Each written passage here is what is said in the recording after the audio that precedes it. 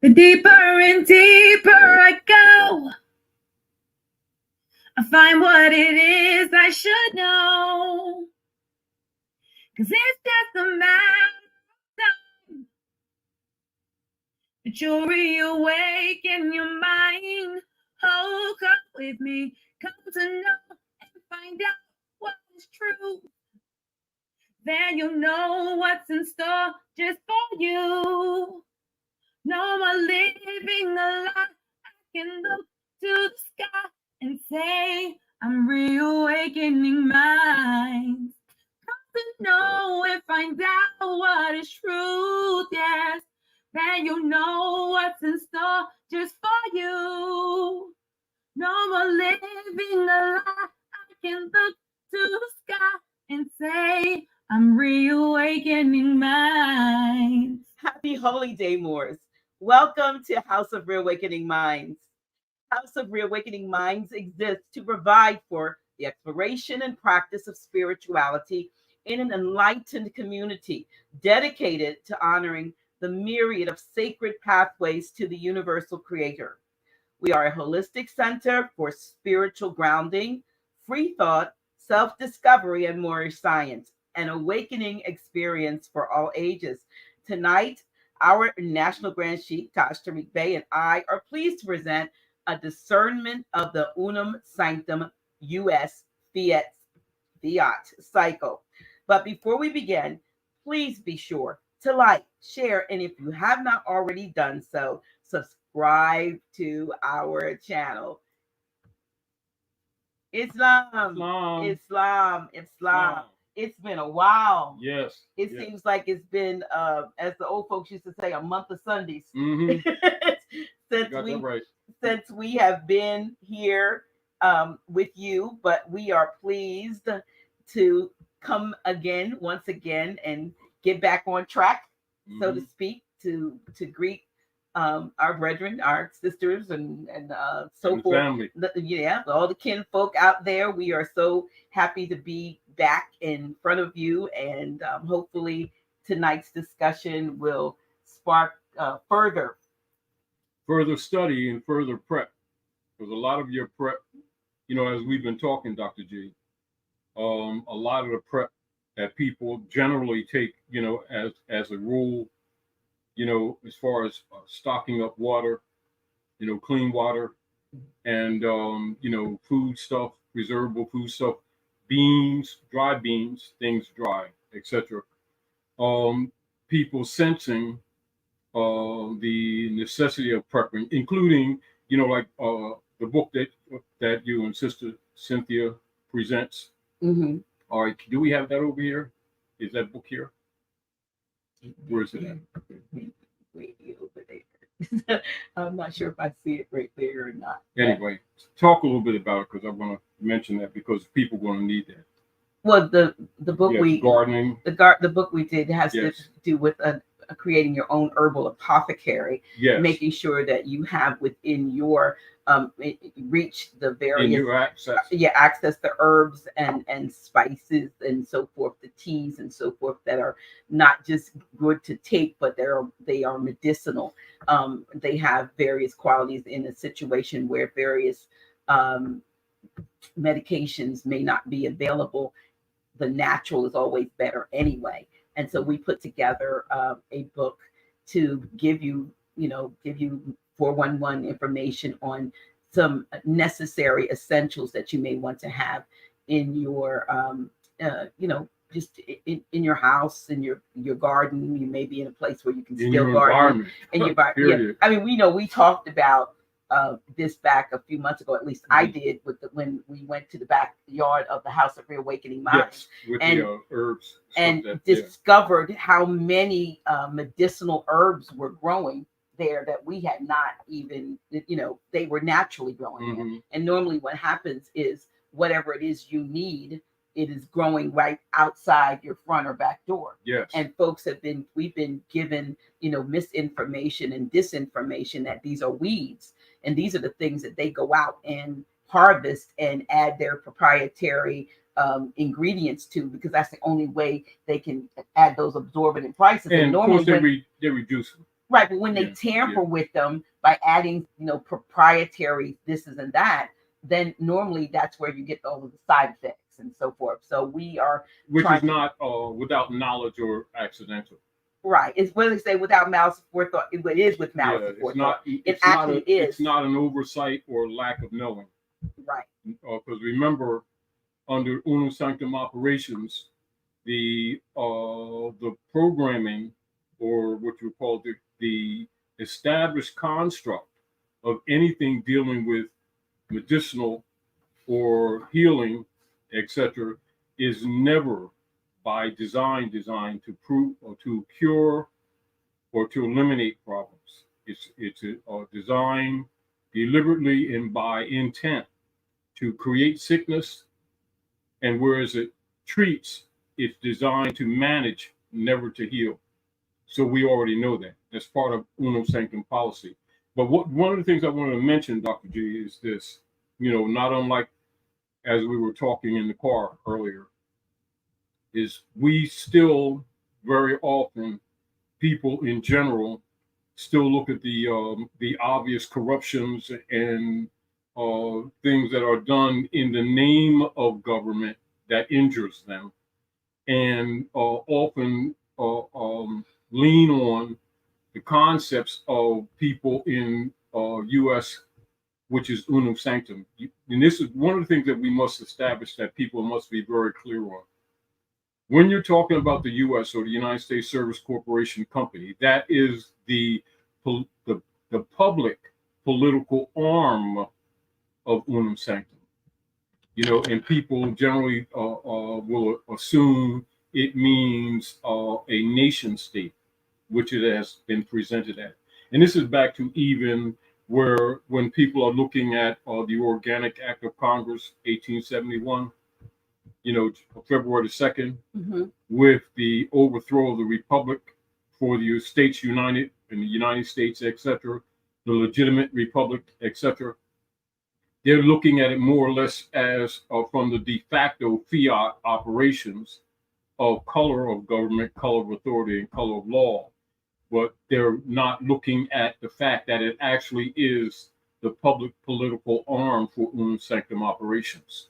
And this is, again, where many people, when we're making reference to a lot of these political dynamics that have traditionally injured all Aboriginal people, will look at the issue of the logistics and the fact of the established law of money, as an example, as found in Article 1, Section 10 of the Constitution for the United States, to which all political personage or anyone takes any political position in any office under the United States, the Republic, are bound to observe that they cannot create anything with gold or silver coin for payment in debt. That's the law, and they're obligated to that. Now, as we all know, they have never honored that. True. All right, but very often people need to look at what, not so much often, what we're presenting to the people is for them to stop looking at this just on the surface level relative to the weights in grams relative to gold and the Yakum dollar, which is the dollar gold coin, etc., and recognize that when the dynamics of the fraud based in the fiat operations of the Unum Sanctum political arm known as the United States Corporation and Trading Company, that they need to recognize its layers to this. And what you recognize also, as we were talking in the car, often as people are waking up as they are now in these recent years, you'll almost see 90 to 99% of both scholars, historians, and political scientists referring to the weights and the measures issues and the Coinage Act, etc., relative to the legitimacy or non-legitimacy of the fiat in comparison as a substitute for the lawful money to which they're obligated. Now, the point that I'm making is when you look at the cycles of fiat.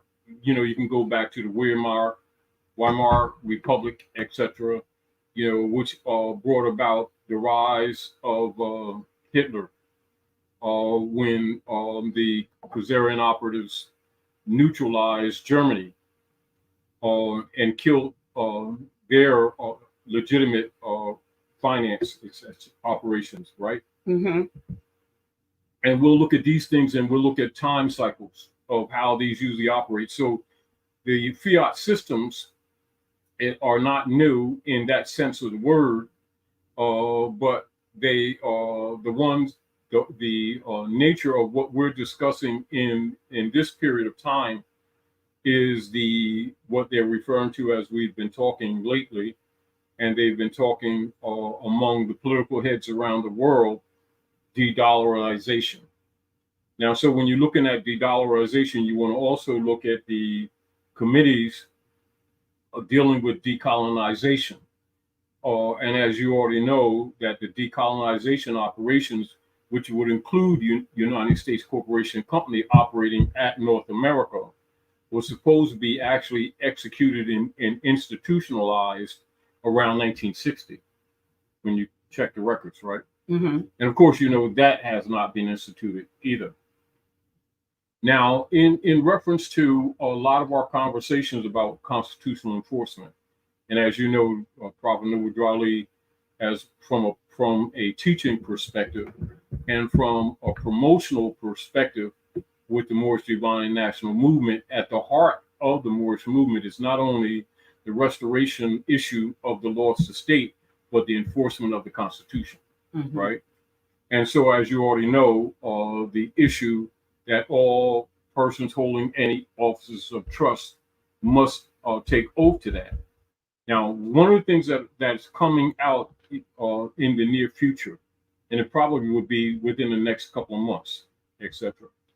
Not that it's not unknown, but the fact is that most of these people operating at North America under the jurisdiction of the United States Corporation Company have not really taken oath to uphold the Constitution. Now, Which is why they're not. Well, not just that, but the fact that they have not. But that's not new. However, for point of information, this is one of the things that's being discussed behind the scenes among politicians with their plan of neutralizing Joseph Biden, Mm-hmm. with the impeachment. They're not going to talk about that so much on the surface, but that's one of the things that's being discussed that they're not making public. Because he, just like others, have not taken oath to that Constitution. But it's only to the degree that the United States Corporation Company, as you already know, with the messages and the directions from the Pope of Rome, that they would not be able to renew or reactivate a new corporate operation. This has much to do with the motu proprio and stuff like that, which everybody's pretty much familiar with. However, one of the things that I want to make clear, because I know a lot of people are still thinking surface relative to the grams and measures for representing the legitimate gold and silver, legitimate or lawful money. That unlike before, like with the Weimar Republic, etc., they are not going to be able to successfully reestablish the United States Corporation Company. This has much to do with what's not expected with people who don't really keep up with the logistics of the political realm. And so the point that we're presenting to the people is that all measures relative to the knowledge that they do have and the different organized bodies that are working towards somewhat stabilizing to the capacity that they're able for the people to start instituting those operations, because the disruptions are going to be so severe that many of the communications that we have even now, in spite of the fact that we still have what you call interference, many of those communications will not be available to the people. Now, that's number one. Number two, as we've been telling the people for quite some time to remove the fiat that they have from the banking system, even though the fiat that is fiat, that they have the physical fiat, right? Even though they're deflating it. And so the public message would be inflation. The reality is the note is deflated. Not what it can buy, or not what you can, transfer, but it itself is deflated. At this particular time, as we speak right now, the U.S. Federal Reserve note in the world market is 3 cents. That's the value. Wow. 3 cents. All right. Now, that's a reality. All right. Now, because it is so entrenched across the globe, and it has more, not so much to do with it itself as the instrument, but the institutions that are in place, being the IMF, SWIFT, stuff like that, the reserve currency status, etc., that logically, without different nation states decapitating themselves economically, they're doing it in what you would call a measured manner. And so the issue of justice or the issue of balance logically will take some time. So you can look at maybe within months or at least a couple of years before it totally is removed. However, it will be removed, right? But what must be comprehended with the people is that the multiple institutions that are tied within the social structure to support it.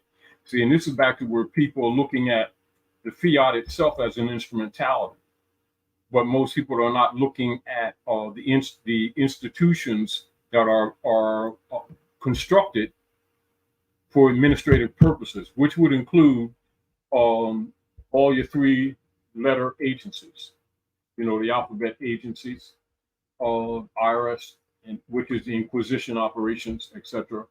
And so all other subdivisional contracting operations tied to those institutions themselves are also being dissolved and will not be allowed to successfully, although they have been doing and intend to do certain things to the people in order to reestablish and solidify their power structure.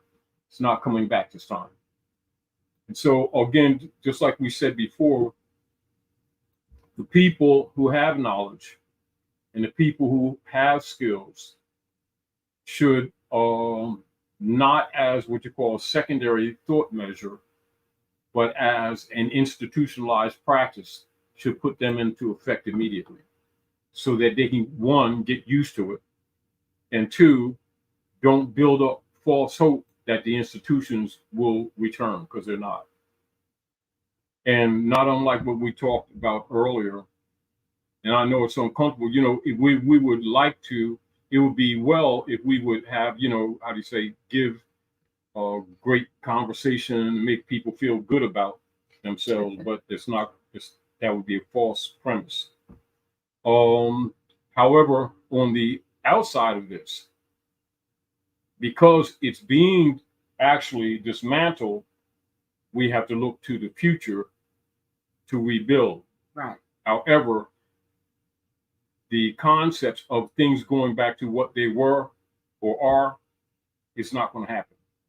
And by many of the people being influenced by what they call mainstream news, they're looking at the concept of either or, like we talked about, the birds and the 2 wings, two-winged bird, i.e., just as they showed the combined phoenix, Aquila on the note, that's both the cotton wigs and the conscience wigs that we refer to as the Democratic and Republican Party operating their monopoly operations, comprising the U.S. Democracy Corporation operations, right? And so because of the power structure and the military bases that they have in most countries around the world, has been the only reason why the fiat dollar has operated this long. It would have been dismantled earlier. Well, normally I know in studying about the fiat currency, it normally has a cycle, a lifespan. Yes. That it's usually around 50 years in, we far exceeded. And the other thing, for people to realize is that the U.S. dollar is not the only form of fiat currency. All around the world. Yeah, the British pound, the rupee, whatever the different people, the euro. And this all of these are forms of fiat for an now remember, and what people need to also understand is that the gold that was used to establish the euro was stolen by them, and that gold was supposed to come to us, in case you didn't know that.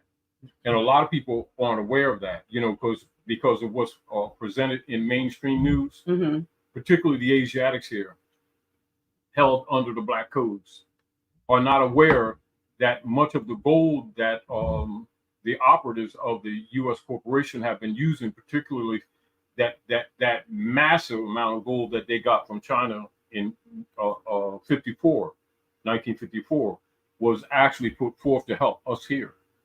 And many people are not even aware of that. They just look at the issue of the confiscation or the hypothecation of the gold from 33, with Roosevelt, when they hypothecated the gold of the people.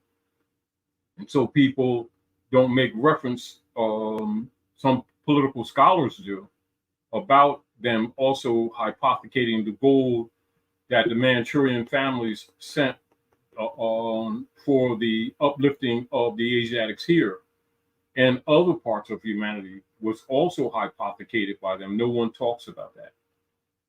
And much of this has to do, again, why what you see going on today, where the Manchurian families and others, Asiatics and Africans around the world, have finally come to the conclusion that the hybrids of the operating in the North are unconscionably incapable of reform.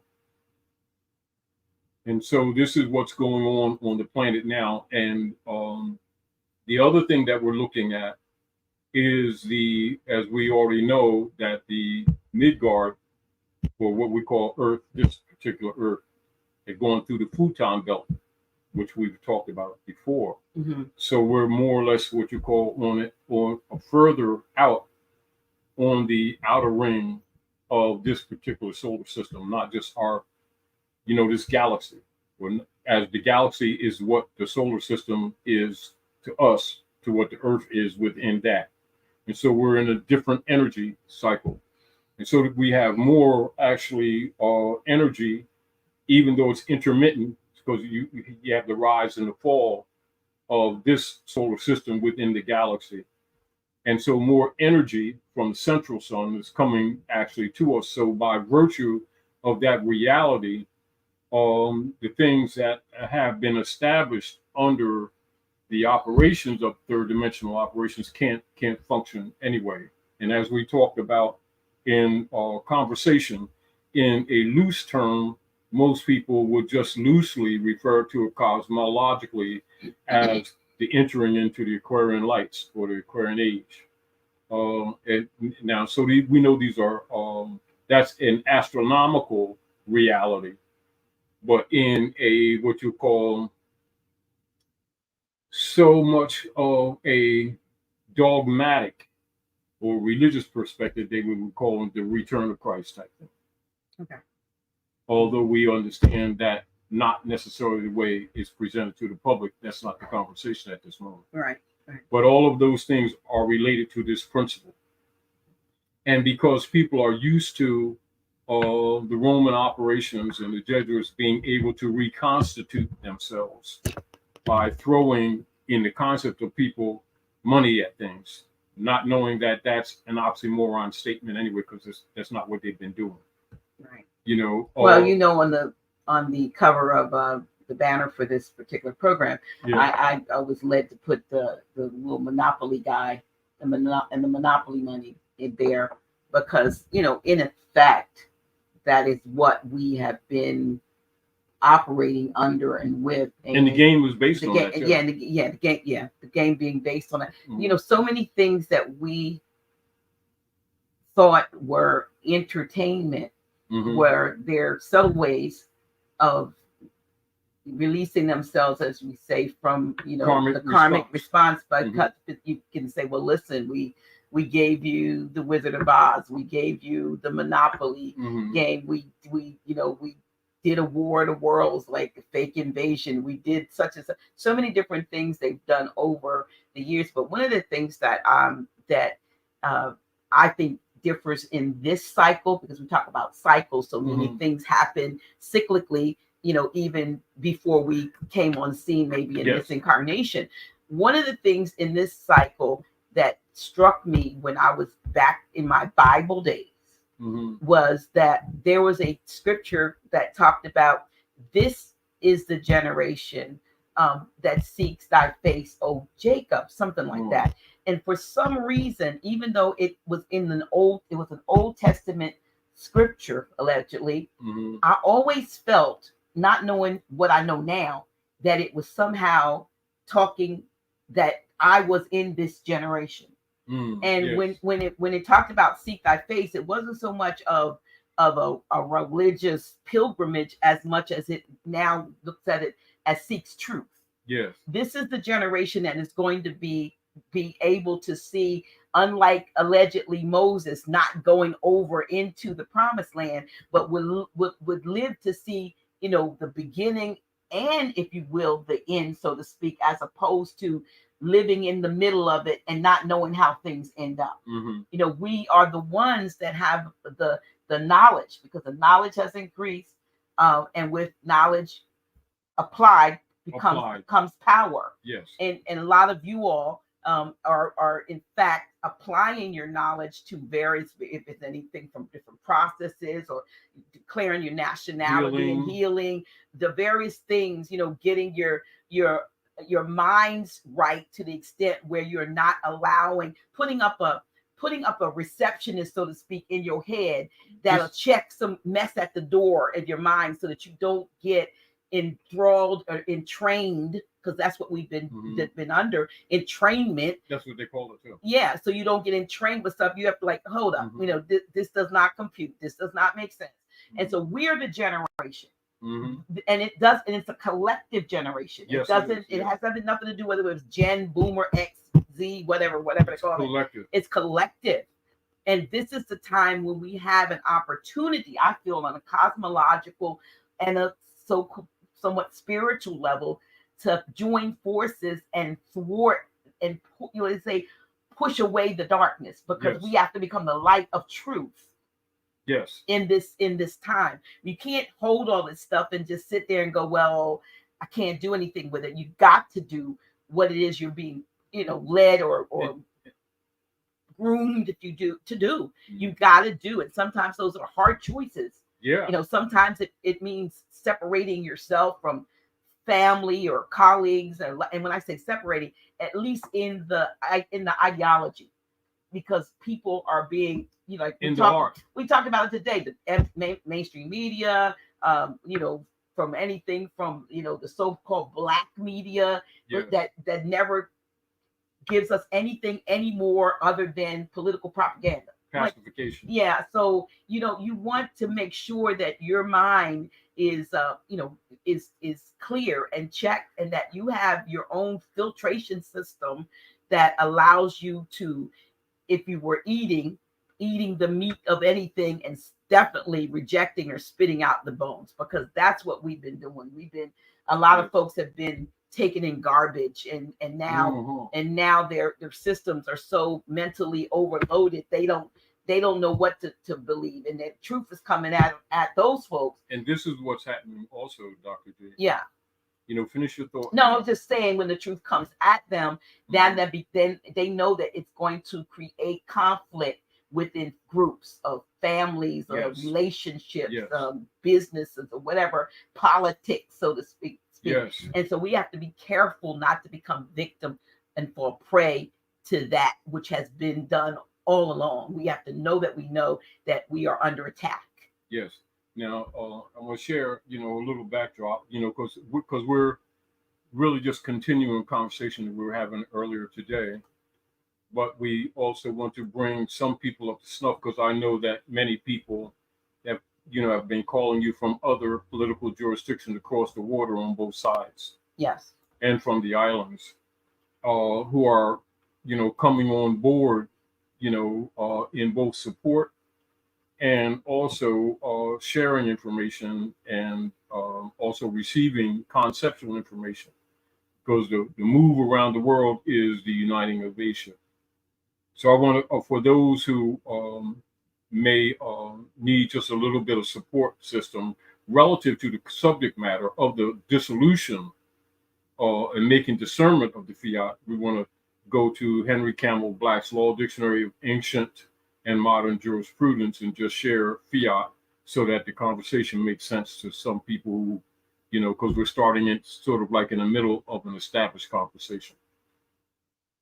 Henry Campbell Black's Law Dictionary, Ancient and Modern Jurisprudence, page 751, fiat, Latin, let it be done. In English practice, a short order or warrant of a judge or magistrate directing some act to be done, an authority issuing from some competent source for the doing of some legal act. One of the proceedings in the English bankrupt practice, keep that in mind, bankrupt practice, being a power signed by the Lord Chancellor, addressed to the court of bankruptcy, authorizing and petitioning creditor to prosecute his complaint before it. Now, so the joint fiat in English law, a fiat in bankruptcy, issued against two or more trading partners. So when you're talking about, fiat around the world, and the concept of the other political jurisdictions maintaining fiat also, you got to recognize the issue when the Unam Sanctam Jesuit order instituting by virtue of force of arms. And this is where you have their continuous wars, by necessity to the limit of saving themselves, to stop the bleeding of resources and of their gold and silver. Many other nation states instituted the fiat system too. And this is where you get the SWIFT trading issue from, in order that they would not be thoroughly decimated. But the foundation of the enforcement of fiat systems on the planet have their heart through the Roman order of Unam Sanctam, with its political arm known as the United States U.S. democracy. So are you saying it doesn't matter what so-called nation state has created fiat, it still has its roots and same root? Okay. Now, and this is why it's been necessary politically. This is why people need to understand when we talk about wings of the same bird. Mm-hmm. We must keep in mind, and I know it's difficult because of the educational system. So we're trained in what we call the imaginary jurisdictional lines of territorial jurisdictions relative to nation states and relative to states and municipal jurisdictions within the city states and towns. As an example, like when we're traveling, you may see a sign that's posted and say, welcome to Pennsylvania, welcome to Delaware, welcome to New York. And there's an imaginary line border that you pass when you go into the other jurisdiction. You know, now it's just, I mean to cut your wisdom, but now if you're traveling using GPS or like the Google Maps or something, it'll actually verbally tell you when you've passed that imaginary jurisdictional line. Now, and this is back to where, you know, the comprehension of jurisdiction must be more solidly or soundly taught to our people, because we need to comprehend that. But the secondary point that I'm making relative to jurisdiction, relative to the discernment of the fiat operations and the cycle, so that the people are better prepared in their thought processes in dealing with the problems that we're incurring and that we've been, you know, living under, is that while the general masses or the general public has been taught to respect and to submit to the jurisdictional powers under the imaginary jurisdictional, territorial, and political jurisdictions, right? That has never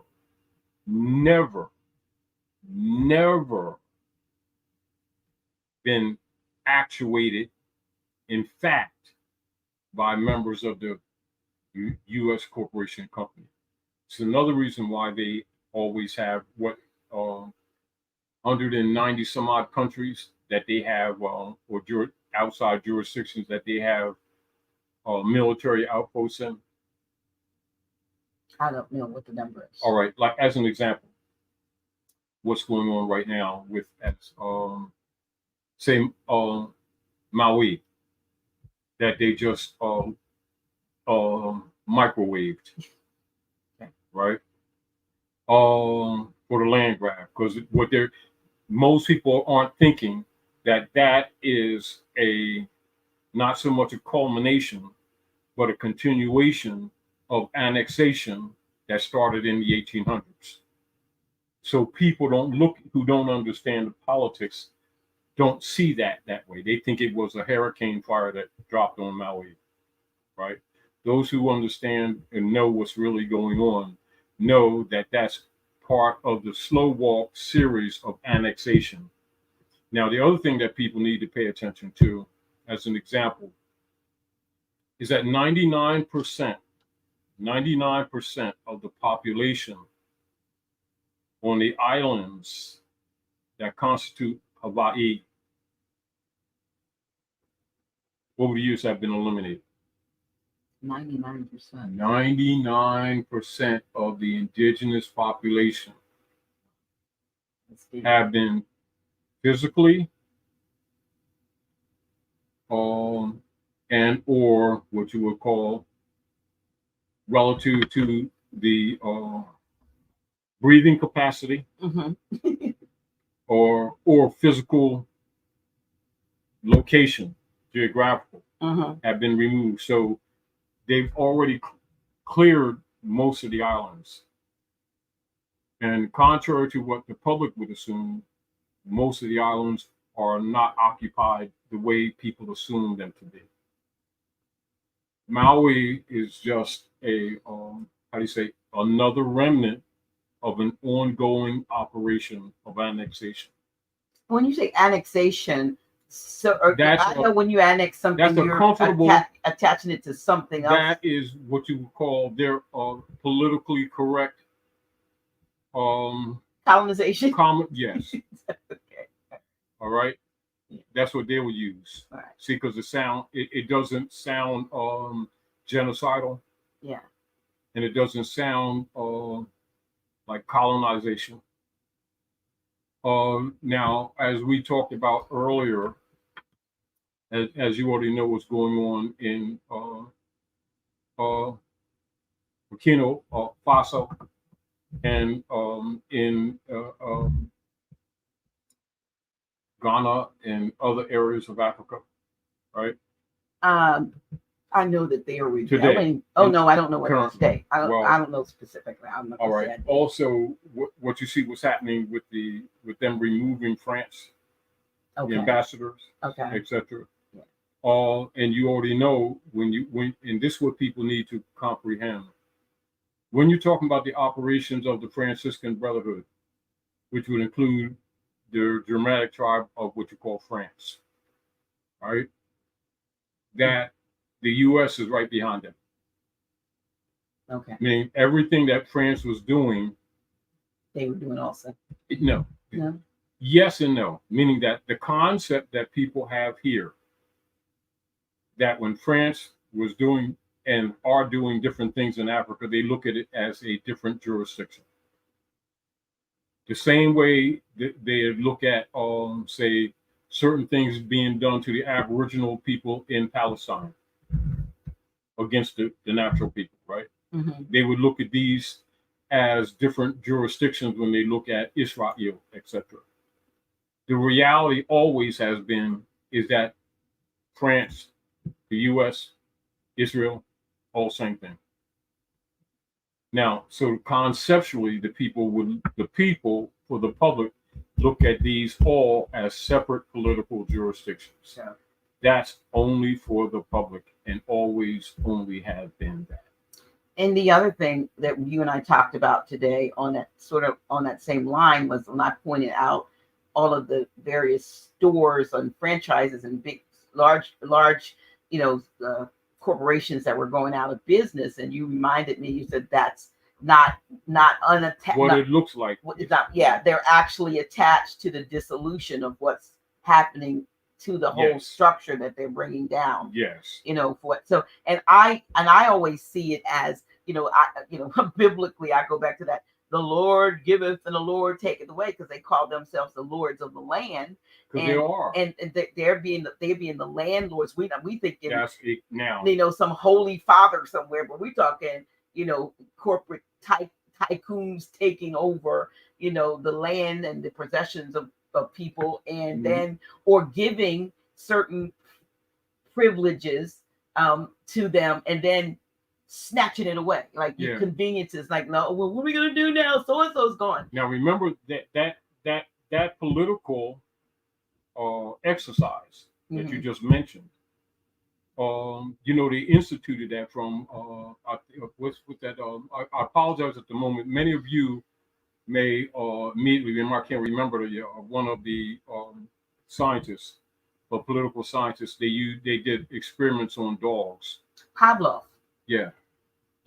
And that's where that operation comes from now, where they'll do what you call programming, programs, get the people used to it, then take it away. Yeah. Make you salivate. Yes. Make you, I was listening to somebody talk about how, I met a young lady while I was at Sedona. And she did a reading for me, and I purchased her book. But the interesting thing, and she was a modern European, but she wrote in the book of how she was raised very poor and so forth. And she's like, I learned how to make do and to have fun with the simplest things, the natural things that, I became close to nature, in her book. And it brought to mind how many of us or our children have missed the opportunity to engross themselves and create from the basics, because so many things have been thrown at them, toys and this stuff that they throw away, and their imagination has not been allowed to develop to the extent that it would if we had not been programmed to think we needed this, that, and the third. Because after a while, even if it's not good for you, if you've been so used to that thing, you want it. And this is back to, the very thing that you're presenting right now. That's a socialized political reality. Now, and this is back to, again, people needing to begin to exercise these things that they're aware of, because we've also been trained that they've always come back to the so-called rescue. After they create the problem, the chaos, the problem. Yes. Because they call it Ordo ab Chao. Yeah, order out of chaos. Now, so Ordo ab Chao is what they've been using as a system. And our general, loose conversation tonight is to, while we're discussing these things, we want to present to the people, remind them from a political and a reality perspective. Why has it been, question, why has it been that, we who have been members of the Order of the Round Table or Order of the Great Seal, or persons dealing with the Moorish Divine National Movement, have been commanding and presenting constantly operations and encouragement to enforce the Constitution? And again, as we talked before, many people assume that we're reestablishing that constitutional order. The reality is that the people who have been effectively subdued by the Jesuit order via the United States Corporation Company, not knowing the metaphysical side of the politics, etc., and of civics, would work towards liberating themselves. But in the process, the hybrid Europeans themselves would prove to them, to a point of redundancy, that they had no intentions of honoring the Constitution and treaties. However, by the people not being aware of that, as an example of the Unam Sanctum operations, like when you look at the acronym, the abbreviation of the US that they've been trained in, 90% of the people's mind only goes to their concepts, the illusionary concept of a nation state. Right. Even people who, by data fact and by historical fact, know better, mentally they're still trained to respond in kind to nation state. This is another reason why it's difficult for people to make discernment in the politics. It also puts geographically, it limits. So now we're where talking the power, geography. Because now, when you think that way. See, now here we go. It's imagination. Yeah. Imaginary. Look at what's up in front. Yeah, imagination. Imagination. Yes. Way out there in the universe. Now, so point is, even though very often in our discussions we would continuously and redundantly remind the people that the United States is a corporation, there's still embedded in most people's mind that it's a nation state.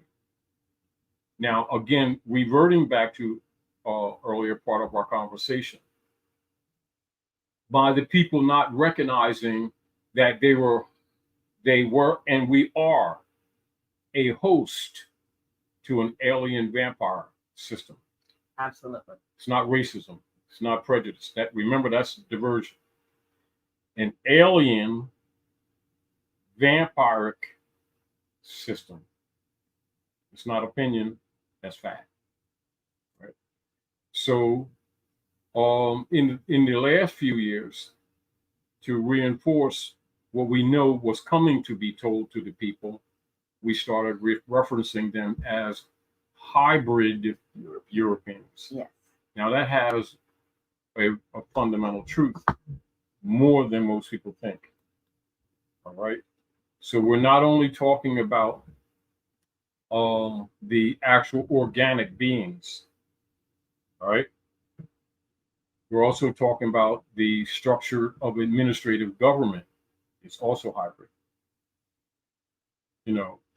But the people won't release it because they are trained to think in the concept of we.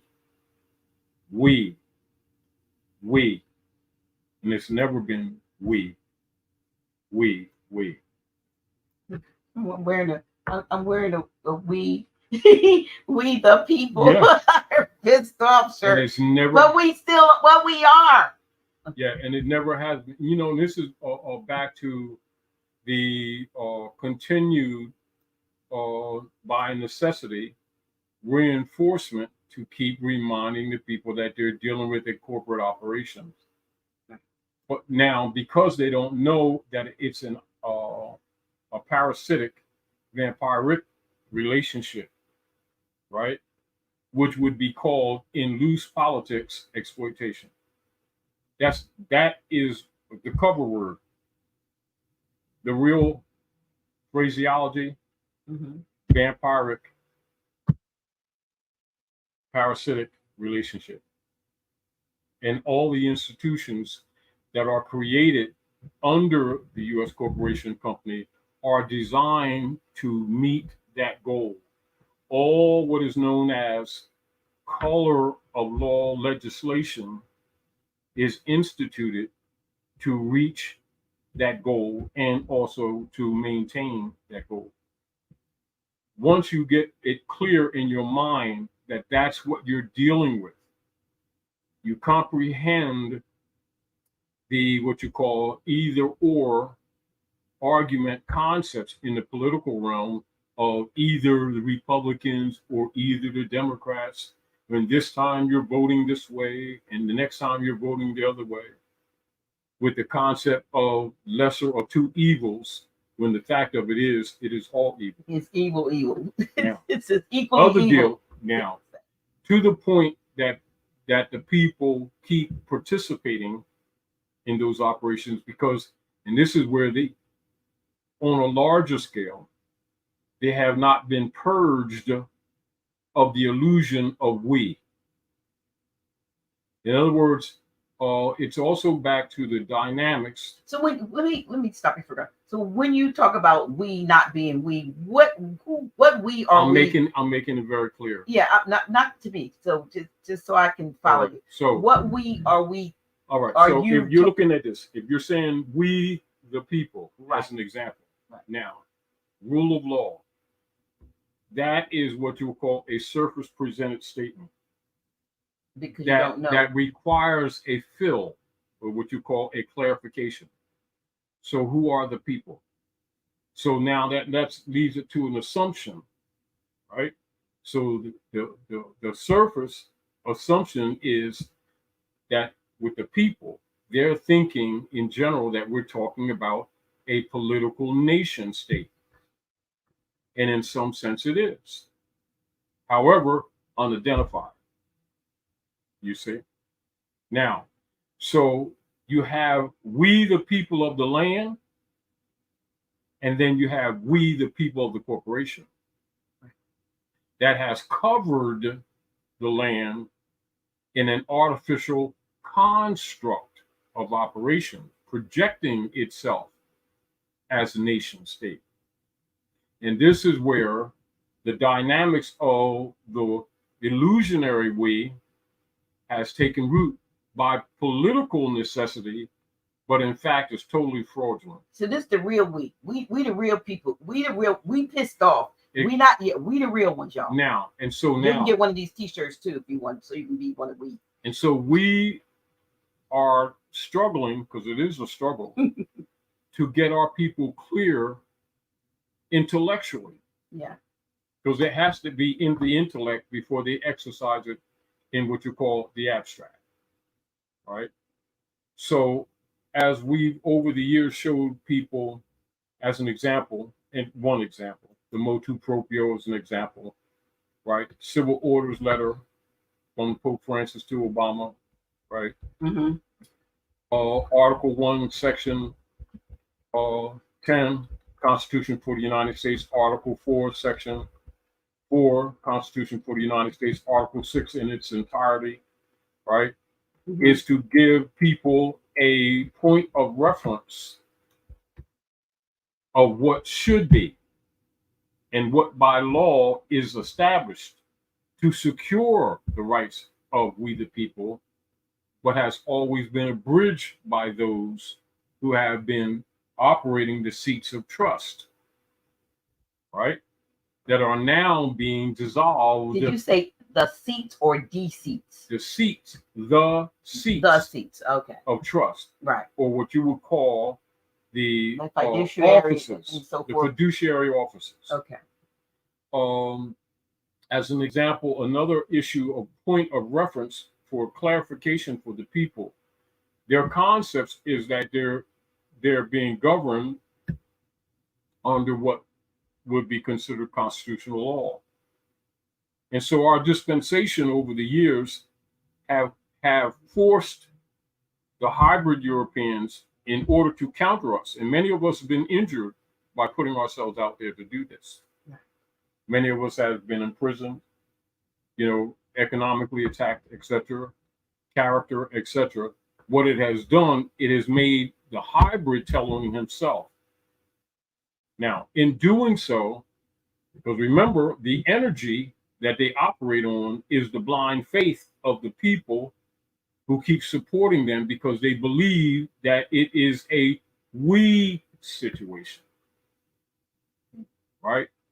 Enough work has been done over the decades to bring enough of the humans on the planet to the realization that it is not we and never was we and is not going to be we. Now, when you say that, we are again talking about when you read when the hybrid European said, "We the people," who blah blah blah blah blah. Those folks had no intention of inclusion of. That's the cover, because remember, what is the illusion of fiat? This is the illusion of fiat. The illusion of fiat is not only the finance, because people keep thinking finance, right? But there's still that bridge that needed to be crossed for the people to recognize that the people who were telling them that are fiat. They would look at the finance and not look at the people governing. They would look at the finance and not look at the legislation. They would look at the finance and not look at the court system, which is why we did the last class that we did, the de facto. So the de facto courts is a fiat court. Mm-hmm. But because it's not spoken of as a fiat, the people in general are still looking at their concept of what they thought money is. They're not looking at the people who are governing or who are running administratively, quote unquote, government on the land are fiat. They themselves are fiat. This is why we have to, and this is why over the decades we redundantly have been sticking to civics, because if you don't fix that, they can't fix the economic problems, the other things that they're thinking that they've been addressing, that they haven't really been addressing. See, because remember, the strength of the fiat is the institution behind it. The fiat is only a tool. When you think in terms of what we've been trained to believe as true, the things, like I said, the fiat does not make things. It doesn't. Our creativity, our ingenuity, our abilities, our minds make those things. So, and the things that we make them out of are by and large things that exist in nature. Exactly. That we can then convert into what our imagination sees and make it come to pass. So fiat doesn't make a damn thing. It never did. Now, here we go. You could have a conversation with people relative to weights and measures, relative to money, distinguished from fiat or credit, right? Mm-hmm. Yet intelligent people continue to call currency and credit money, which it is never to be spoken of in the same sentence without qualification.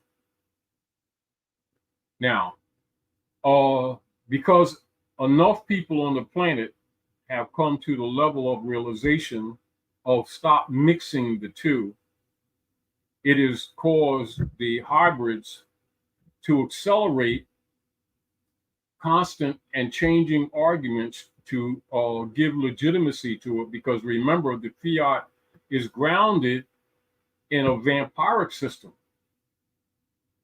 right? Mm-hmm. So it whether the people recognize it or not, the system relies on the people's faith in it. So still, for the most part, the people have not come to the realization that it was forced on them. they're under the concept that they themselves are making this stuff. They'll go in, they'll get educations to quote unquote make money. They'll get an education, they'll take time, most of the best hours of their day, to go on to plants, right? Corporate plants, which are plantations, to make money. Now they don't make money, they get in the bag. Right, right. Now, this is the other thing that we want to look at. You know how they've been promoting rappers, etc., to do a bunch of rap songs, and they'll have their arm with stacks and stacks of fiat. Yeah, or they holding like projecting that they hold in the bag, right? Within the next few months, they could use that as wallpaper. Now, not that isn't fiat, because it is.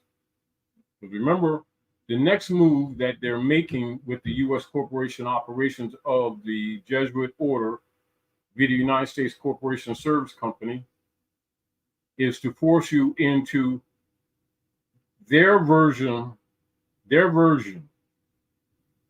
of an abstract fiat, digital currency. Make no mistake that the existing physical debt note is digital, or clear, and is being what you call, it itself is being deflated to the point of 3 cents in value right now. We're talking currently, right? Every time they move up, or what they call the points of interest on it, the reverse takes place with the value of the instrumentality. In other words, they actually go in opposite directions. So let's talk about what we saw today, though. Go ahead. We were on our and what we were talking about today, yeah, we were. I was down to like 50 miles on my the meter of a car, and I never let my car get down that low. Yeah. And so let me run the gas, because the last time I was riding down and saw the gas, it was something like 359, 349. It was like at the beginning of the week, maybe 49 and 59. And in Philadelphia area, there was like 4 something even. So we get just about to where we were going to, and I see gas. I thought I saw 323. I said, "Did you see that?" I said, "Did I see 323 for gas?" And then we weren't sure, but then we saw a green gas station. I don't know what it was called, and it said 323. So I was like, "What is it at BJ's?" We get to BJ's. I end up paying $2.99 a gallon to fill up my car, and so we were trying to figure out what the heck was going on. Yeah, because that's a major drop in just a few days. What is that signaling? All right, now, I don't know if you noticed that where you are, but here, I just, because I like my card, you get 10 more cents off in Delaware territory. So I got $2.99 a gallon, which was like, yay! But I was sitting there going, but I remember when I could have got 13 gallons for less than $13 because it was 99 cents. But nonetheless, it dropped. So what is that signaling? Now, 2 things that we must look at, and this is for those who are sharing here with us on House of Reawakening Minds. In what they would call U.S. Fuel reserve supply, while we're speaking right now, this Friday, this day, the House of Reawakening Minds, they have around 13.5 million barrels for what you call for the in reserve, right? Which means they're almost empty, or not so much a million, but what you call days, what they refer to as days supplies. And when they refer to in your fueling as days supplies, they're dealing with the multi-billions of gallons that are used across the jurisdictional land under the jurisdiction of the United States Corporation Company of the averaged use of fuel from the Pacific to the Atlantic, including not so much Americana itself, but the islands under U.S. jurisdiction, referring to Guam, Borican, etc., the Philippines, etc., all the Asiatic territories held under protectorate of the United States Corporation Company. So they were talking about days' supplies. All right. Okay. So you got about 14. All right. So you got to look at this two ways. We know that there's being countermoves made by Asiatic and African nations to the hegemony operations we've been talking about for years. That is actually the political operations of the U.S. Corporation Company. That has been pretty much veiled under nation state successfully for so many years. And even though we've been talking about it, for decades, until recent, as other nations in communications have been referring to them for what they are, people in general have become more aware. Mm-hmm. But the thing that must be recognized, that this is a political reality that our people need to be aware of, because we're not outside of its effect. Okay. Keep this in mind. And we have never been politically or in reality beneficiaries of any of the corruption. Anything that we've benefited from has been by political osmosis by default, if you get the point. Now, but yet the psychosis of the civil operations of most of our people operating under U.S. corporation operations or under the Queen's operations, where you're dealing with Canada and the U.S. Corporation Company operating at North America, we've always geared our social political energies around trying to be included, working to be included. When you say we, again, we're talking about the Aboriginal people. Are you talking? Okay, that's what I'm saying. The Aboriginal people who come under multiple tags, or what you call brands, also politically known as nom de guerre. The nom de guerre are Negroes, Blacks, Indians, Puerto Ricans, etc., sometimes also referred to as poor whites. All right. So we're looking at the reality of what these terms mean. Some of them have what you call political classifications, and some of them have just simply false attribute identities, if you get all together. Right. However, none of these people, or what you call the people of the land, have ever been, by fact or by intention, the beneficiaries of any of the largesse accumulated by, hypothecated by, stolen by, or generated by the operations of the United States Service Corporation Company. Which is why it has been traditional that our people have always been marching and praying and begging and praying and begging some more, and praying and begging some more. And the begging has been what they refer to as so-called black colored Indian culture, right? Mm-hmm. Begging to be a beneficiary even of our own stuff. All right. Point projecting now. Not only the disgrace of begging for your own stuff, what you have to recognize is that their capacity to continue to hold the Asiatics of the planet in the begging position is on its way out. For real this time. As opposed to people just continuing to beg and to march and to beg and to pray and to march and to beg and to pray point that I'm making is stop wasting your energy in those directions, and stop wasting your energy with any organized group or persons or people who either promote that psychosis or encourage you to participate in any of those activities. One reason, morally, it's detestable. Politically, it is void of any real success, and a waste of time and total diversion. And that your energy should be redirected into positive activities of true unity, not how do you say, our people got caught in this psychosis of always talking about unity, self-determination. As a matter of fact, it's almost like Christmas song type thing. Total fiction, like everybody marries Santa Claus every year type thing.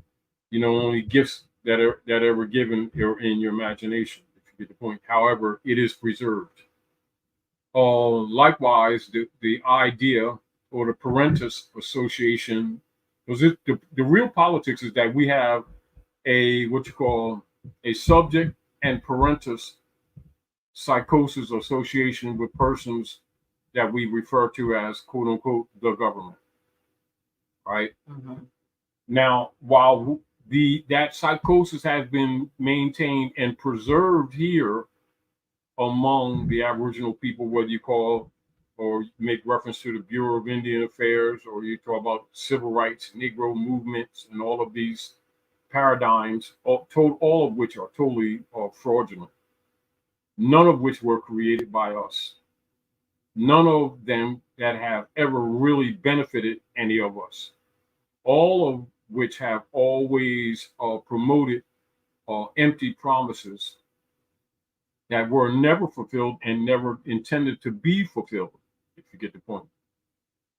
And the presentment is that we redirect all energies that have ever, forgive ourselves. One of the things we have to do is forgive ourselves.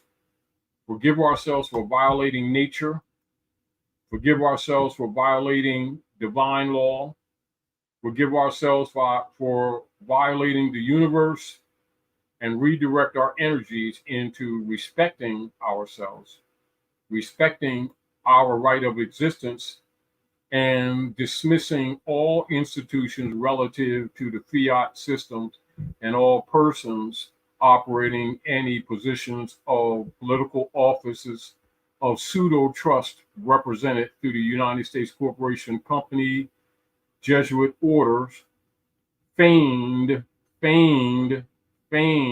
as nation state, and start using our intelligence to realign ourselves politically and mentally, being prepared to make other alliances with other Asiatics, Africans around the world who are rejecting and dismantling the vampiric operations of the Unam Sanctam operations known as the U.S. democracy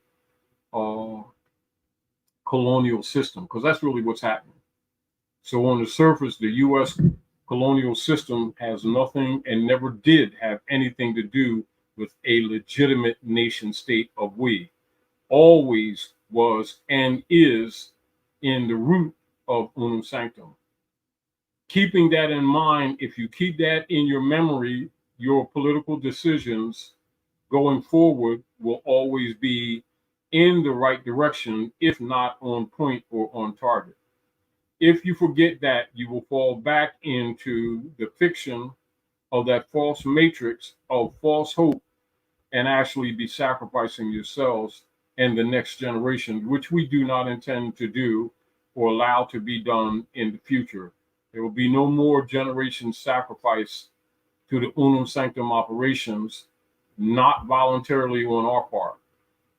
And the appeal is to you to do whatever is in your power to do to see that that does not continue and that is not on any agenda relative to we, the people, going forward. interjection, Dr. G? I mean, we've got to make sure that we are working. I think mainly in unison, as one, and that's the place where we get tripped up. And remember, the major reason why, one of the major, reasons why the people have not operated in union is because of their misconception that the U.S. was a nation state. See, this false concept must be dissolved among our people. It's disappointing because of our training. It's disappointing and it's difficult because we have actually developed in our hearts a sense of what you call unity support to a political system that has never been a we system, never been. But the false hope of us being a part of has been the foundation of most of our civic operations. That whole psychosis must be abandoned for the sake of the salvation of not only the Asiatics here, but on the rest of the planet. And so that reality must be both promoted and exercised. And until the people really comprehend that they've been under a genocide operations, not an inclusionary operation. Remember, the inclusionary operations has been what you call a political propaganda operation that has been, we must admit, successful. Which is why, for so many decades, most of our people didn't know that they're dealing with a corporation. No. And it's not that information has not been a part of the reality for many people, but it was a handful of people that would be considered as conscious, who were being condemned by the very people they were trying to rescue. True. By sharing the information. True. And as a matter of fact, as you already know, and I've had many people respond to me, in the last 25 years, a little more than 25 years, when I started sharing the corporation papers with people who here and there would say to me, I didn't know that the United States was a private corporation until you exposed it to us. And I say, one of my response to a couple of people I was talking to, as a matter of fact, a couple of weeks ago, is that I have not been the only one. Although I've made the great effort to share this information, around with people, it really hasn't been to some of the hybrid Europeans started sharing the information that people started listening. If you get serious, except for handfuls, if you get the point. But that does not change the reality of the unnecessary suffering that our people have endured by believing a fiction and still holding on to it, even after being exposed to the truth. With that, what you call that small sliver of hope that things would, quote unquote, change for the better for us. No, it will not change. And this is again why, like earlier when I was looking for the King Alfred, and for those of you who have the King Alfred documents in your hand, in support of the message that we're presenting tonight, read the security page in the King Alfred Rex 84 operations, and no doubt, they tell you what their agenda is, and their position is that all moral and ethical considerations are dismissed. So the concepts that people have that they need to change their minds, and we need to have meetings and appeal to the quote unquote wrongfully my senator, quote unquote wrongfully my congressman, that while you may be trained to speak that way and to think that way, their position has always been, how can they rob you, extract all essence from you, then discard you as a foundation of their total political agenda, while you're marching and praying and appealing to their moral conscience, etc. And then when it continues to fail, every time you vote what you think you're voting for, and then we start again having meetings again of how we're going to present another argument or appeal to council people, mayors, the electorate, for with hopes for the next generation to finally someday be inclusive in a political system of nationhood that never was a nationhood issue. It was a mask, always was.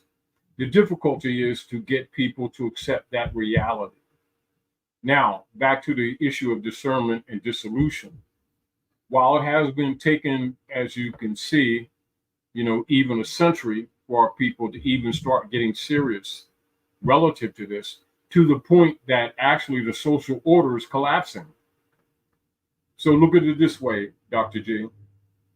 If they weren't sharing bread with you in a state of absolute abundance and waste, what do you think they're doing when their loaf of bread is almost empty? Yeah, they really. And this is back to people still holding hope. Things gonna get better. Yes, and because if you really pay attention to the psychosis of most of the organizations that have been promoted by others and given to us as if they were organizations set up by us, the nature of our operations has always been exercising the metaphysical idea of convincing water to reform itself and present itself as dry.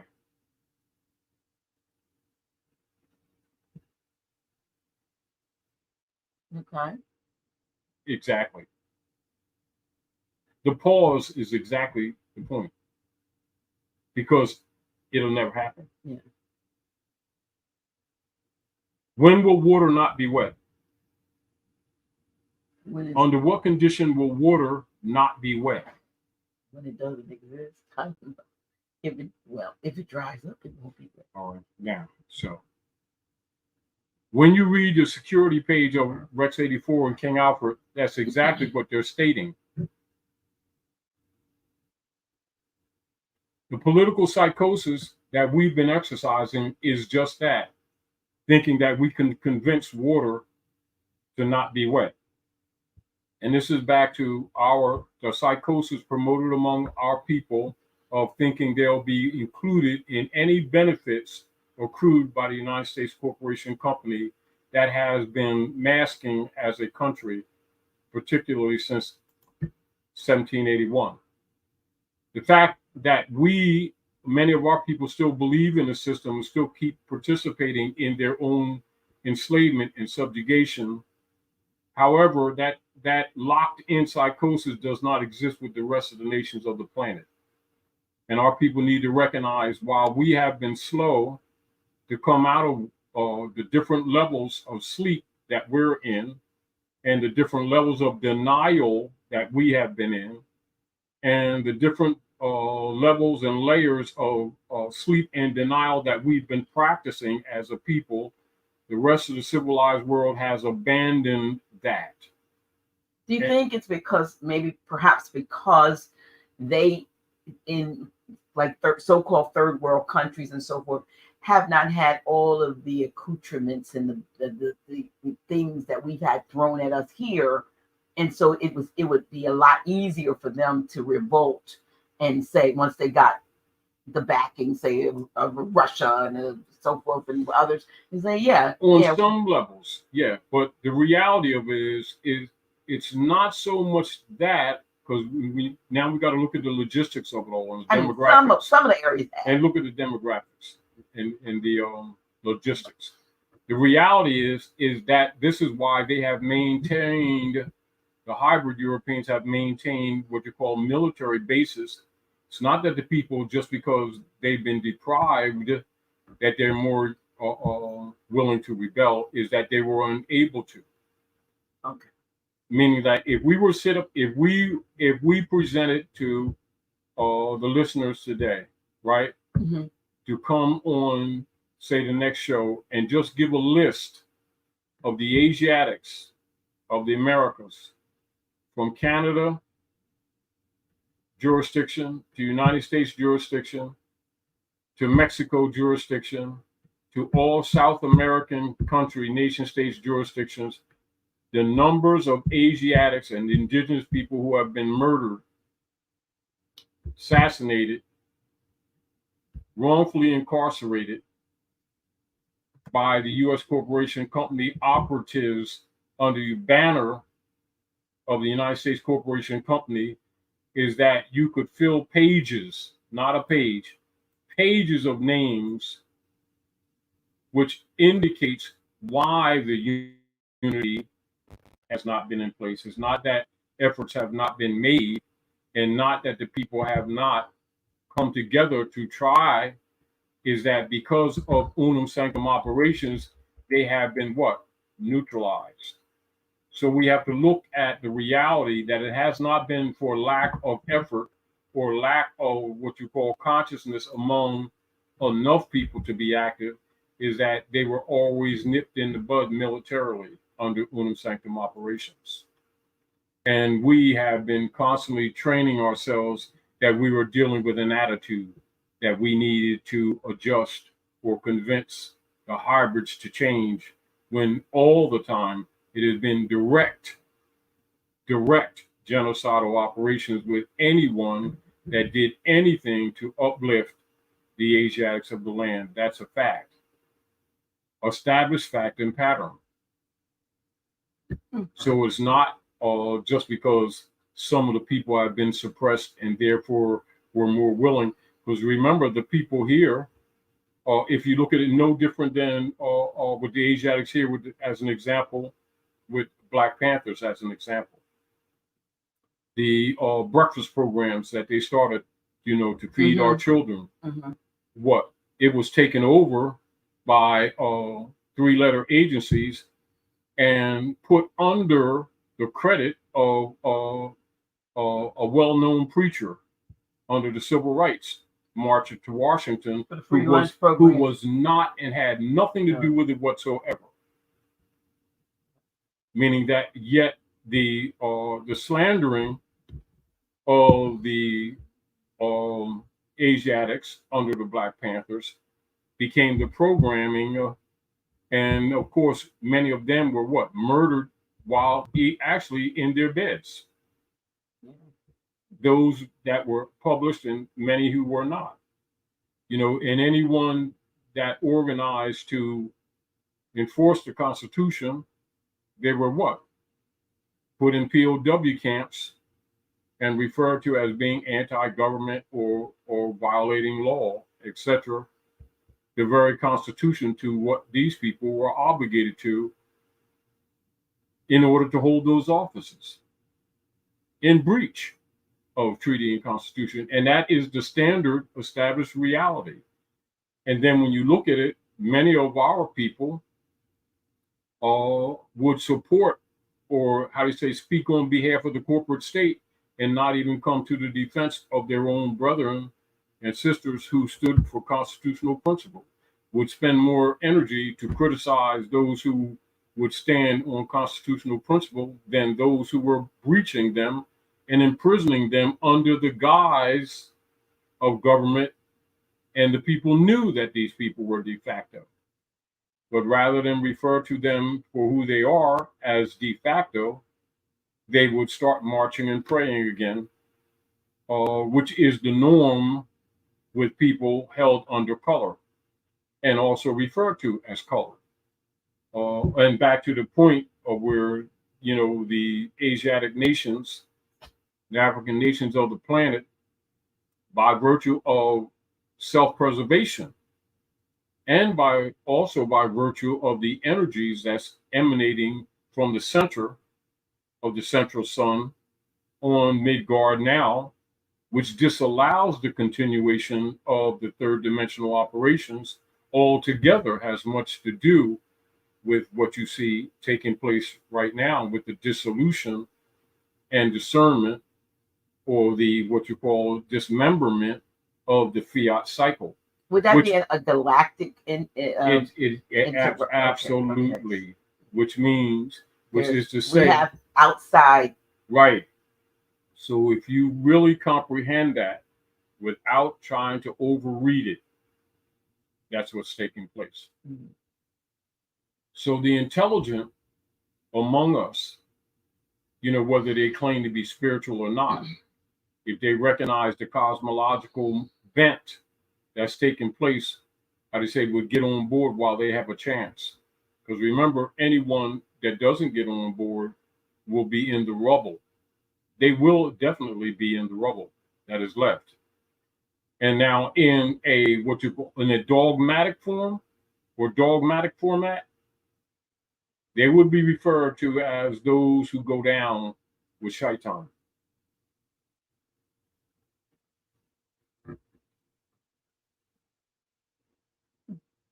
But we're not promoting the dogmatic format. We're just merely talking cosmological. There have been quite a few questions in the comment section with regard to what recently just occurred with September.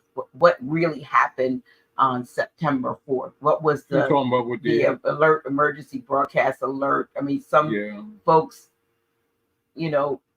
shut everything down and projections from the sun, put foil on it, put it in the microwave if you had one. Mm-hmm. I don't know what Faraday cages and stuff. What was it about? What was that about? Do you know? The real deal is a diversion. Again, it's a diversion again, just like the K2 thing they did years ago. Do your computers and stuff like that. But we're not just talking about the energies that's hitting the earth from the suns. They're really using that as a cover up to guarantee you, if pay attention, things that will come out in what you call in future recent times. They've been microwaving something on the planet, including the fact that y'all need to start paying attention to those accounts that are attributed to you and start recognizing that the numbers don't add up. Because they're trying to force you, they're getting together to force you into central banking systems or digital currencies, mm-hmm. which is what they're doing. So you're busy looking in the sky, turning your phones off, if you get the point. Well, I didn't turn mine off because I already knew better. But the deal of it is they've been making adjustments on your accounts, and if on those accounts that you think is yours, and I would suggest to you that you start paying attention to, quote unquote, those cards of credit and start recognizing that the numbers don't add up. Wow. That's not good at all. And also for you all to start checking those accounts that you refer to as your bank accounts. And most of you, and many more of you, are going to find out that the numbers don't add up. Wow. That's one of the diversions. It's not limited to that, but because most of the operations of the priesthood is dealing with the denial or the rejections of nation states acquiring their debt, because remember, everything that they do is based on creating debt. So where the people are under the illusion that money is created just like seeds in the ground, like plants. They make your money grow, plant it here, plant it there. The real deal, no. The voucher system is based on constant creation of new vouchers on top of the existing vouchers, on top of the existing vouchers that were based on other existing vouchers that they will call fractionalization.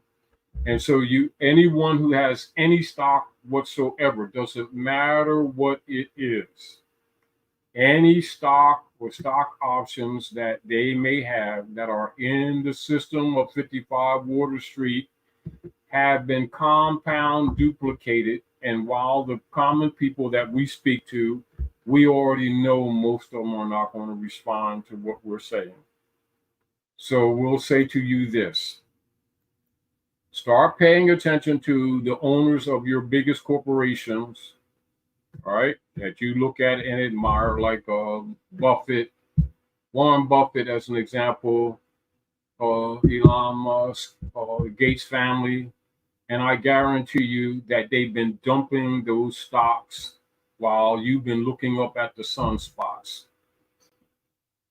Start checking and seeing. And we know that most of the people haven't paid attention to us and won't. However, for the few who will, because keep in mind, the fiat, physical fiat, or the physical fiat that you possess, right? While it itself is being deflated, which means it's losing value. So when they say inflation, they really mean that the fiat is being deflated. So as we're looking at 3 cents on quote unquote what they call the dollar, by next month it'll be 2 cents. And before January or February, it will be 1.5 cents. So you can look at between now and say somewhere around late February or March, almost before what you call the equinox.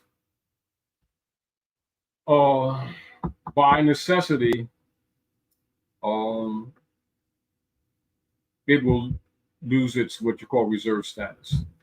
So it will be into the digital. Yes, they're going to force you into it, and that will ride temporarily. Yeah. What I want to do is, we've had a lot of questions with regard to Consul General and status and so forth. So yes. What I would like to do right now is actually, let's see what we can do here. How you doing? Do you hear? Islam. No. Can you? Islam. I'll kind of make this a little smaller so we can see us. And how you doing? I'm good. I was not prepared just now. Look, I saw him in the chat and inboxed him. Yeah. How's the baby? Invited. They good. All good. I'm good. I'm in good spirits. I got as the days were going past, I got a lot more information that I'm going to let you two hear first, which I think is extremely interesting. But for the most part, I'm good. Well, it's good. It's good to see you. It's good to see you. Someone called me today, and they were sharing. They were like, "And it's so sad. The consul generals, they still got him." I said, "No, no. I wasn't sure that I was going to see you on here today, but hopefully the brother is logged in and he could, because he said no. The site said." I said no. He's not. And so now here you are, and everyone can see you. We will, we'll probably do an unfiltered coming up, but because I knew that you were in the chat and we had not, we've spoken, but we had not, seen each other. You look well. You look like you got a little younger. Yeah. Well, I'm not in the Dismal Crips anymore, so that's one thing. I caught some grays. I got like some grays going now since I've been in there. But that's all some wisdom, right? Yeah. But I'm happy. I'm in a better place, and I'm working on what I grown to love, which is the office, rebuilding the office, and the information that I have to share. The most recent information I got was yesterday. It's extremely, extremely interesting. I'll say that. And I can't wait till y'all hear it, because it confirmed a lot of things, a lot of questions that I had, for a long time. And I can say this, I know we're going to do our one-on-one, Dr. G. Hopefully, Taj, you'll be on, but I'll say this. It was not a setup. I was not set up. I wasn't set up. So everybody, that thought that the police set me up, nope. I thought that it was a setup too, kinda. But my thing was, we've been at the range the whole time, so why wouldn't they come to the range? They knew we were at the range, But it wasn't the police that got me to that scene and, jumped on me. They actually want to stay the hell out of my way now. Put it that way. They actually was never in my way. They were going after someone else, and they would, I guess, suspect in trying to see like if there were other type of individuals that was around me that like was on, I guess, plotting against the de facto government, what they call terrorist plots. But they know my background. They know what I'm about. So, and that was confirmed. I don't want to say too much. I want to hold some of it. But I wanted them to see you, though. I wanted those that did not believe that you were. Well, we kind of knew that. We kind of knew that much too. Yeah. Yeah, I already knew that much.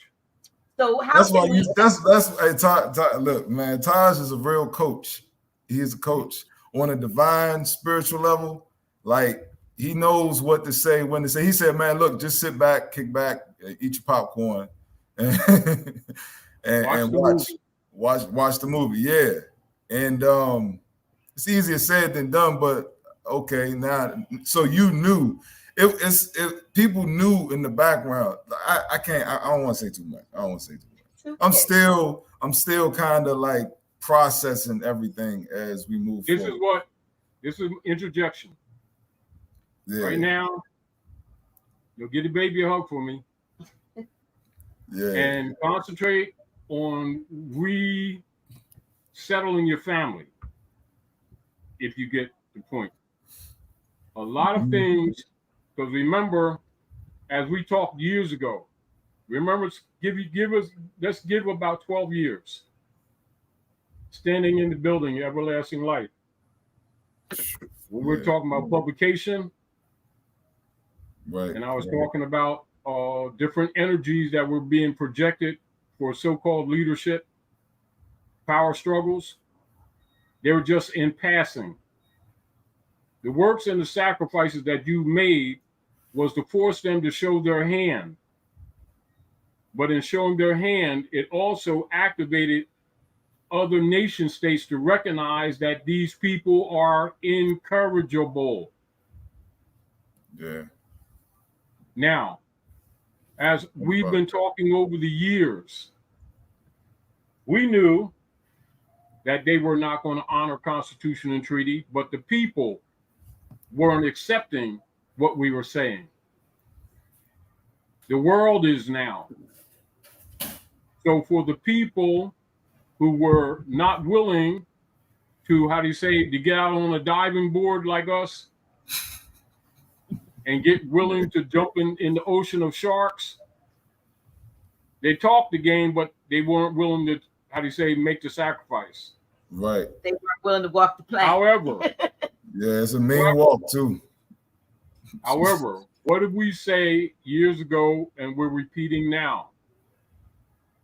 The middle-class Europeans who never thought they were going to be thrown under the bus are exposing a lot. They're in the process of arguing with each other and dismantling their own system. Because it's so entrenched around the planet, it can't be done overnight without many of the political jurisdictions decapitating themselves. However, they are on board with enforcing the principles of the Constitution. Pay attention to all the arguments made from China to Russia to Africa. All of them. Now to South America, Argentina, are also coming on board, etc. And while on the surface, there seems to be, a little bit of disarray, but if you pay attention to the move and movements on the planet of the Asiatic nations, the uniting of Asia as stated in the closing of the Circle 7, and the political agendas happening all around, and the Franciscan brotherhoods being dismissed out of African jurisdictions by the day, with the Asiatic and African jurisdictions uniting, is essentially at the heart enforcing the spirit of constitutional enforcement, and that all of the work and sacrifices made have not been in vain. Remind you of that and our conversations 12 years ago. Yep. Because we're just living it out, that's all. Well, we will be coming, back on specifically, like I said, you and I. I'm not, we'll talk about it, whether or not it'll be a regular or unfiltered. But I want to say this.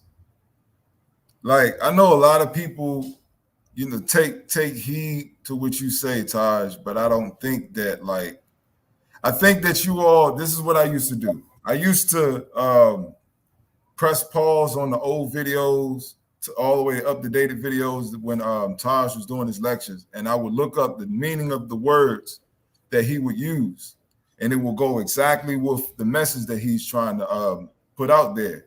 And then, especially when he gives history, from back then to the present date. The reason why I'm saying that is because, no, he's so serious when he says that they're going against each other right now. And without me putting out too much, because I want to save it, save the good stuff, because it's really good stuff. I'll say this, that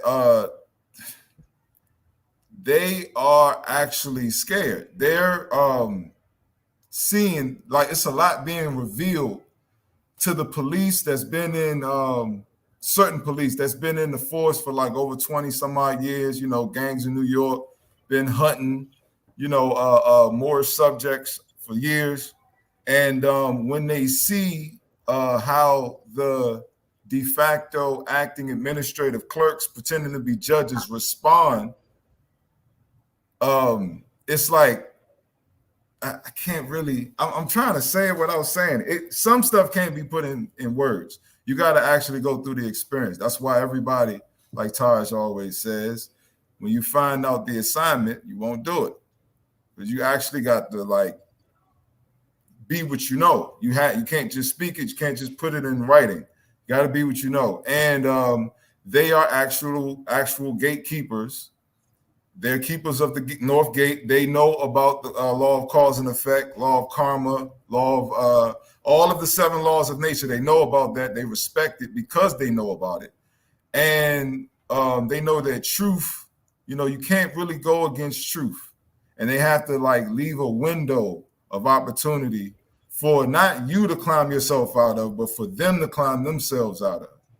And and that's because, the uniting of Asia is the brothers and sisters around the world that's paying attention to us.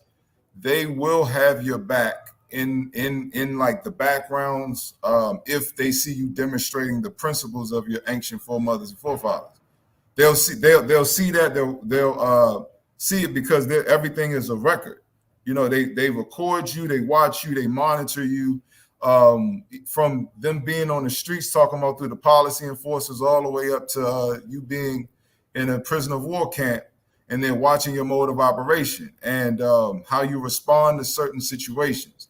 All of that is imperative because they need you to give up your birthright. They need you to do it. It has to come from you. Like in the Bible, when the devil has to get you to worship him, that's the anthropomorphic story of really basically you giving into lower vibrational thoughts and doubts and fear, and most of all, you're cursing your idea, you're cursing your God, you're cursing yourself.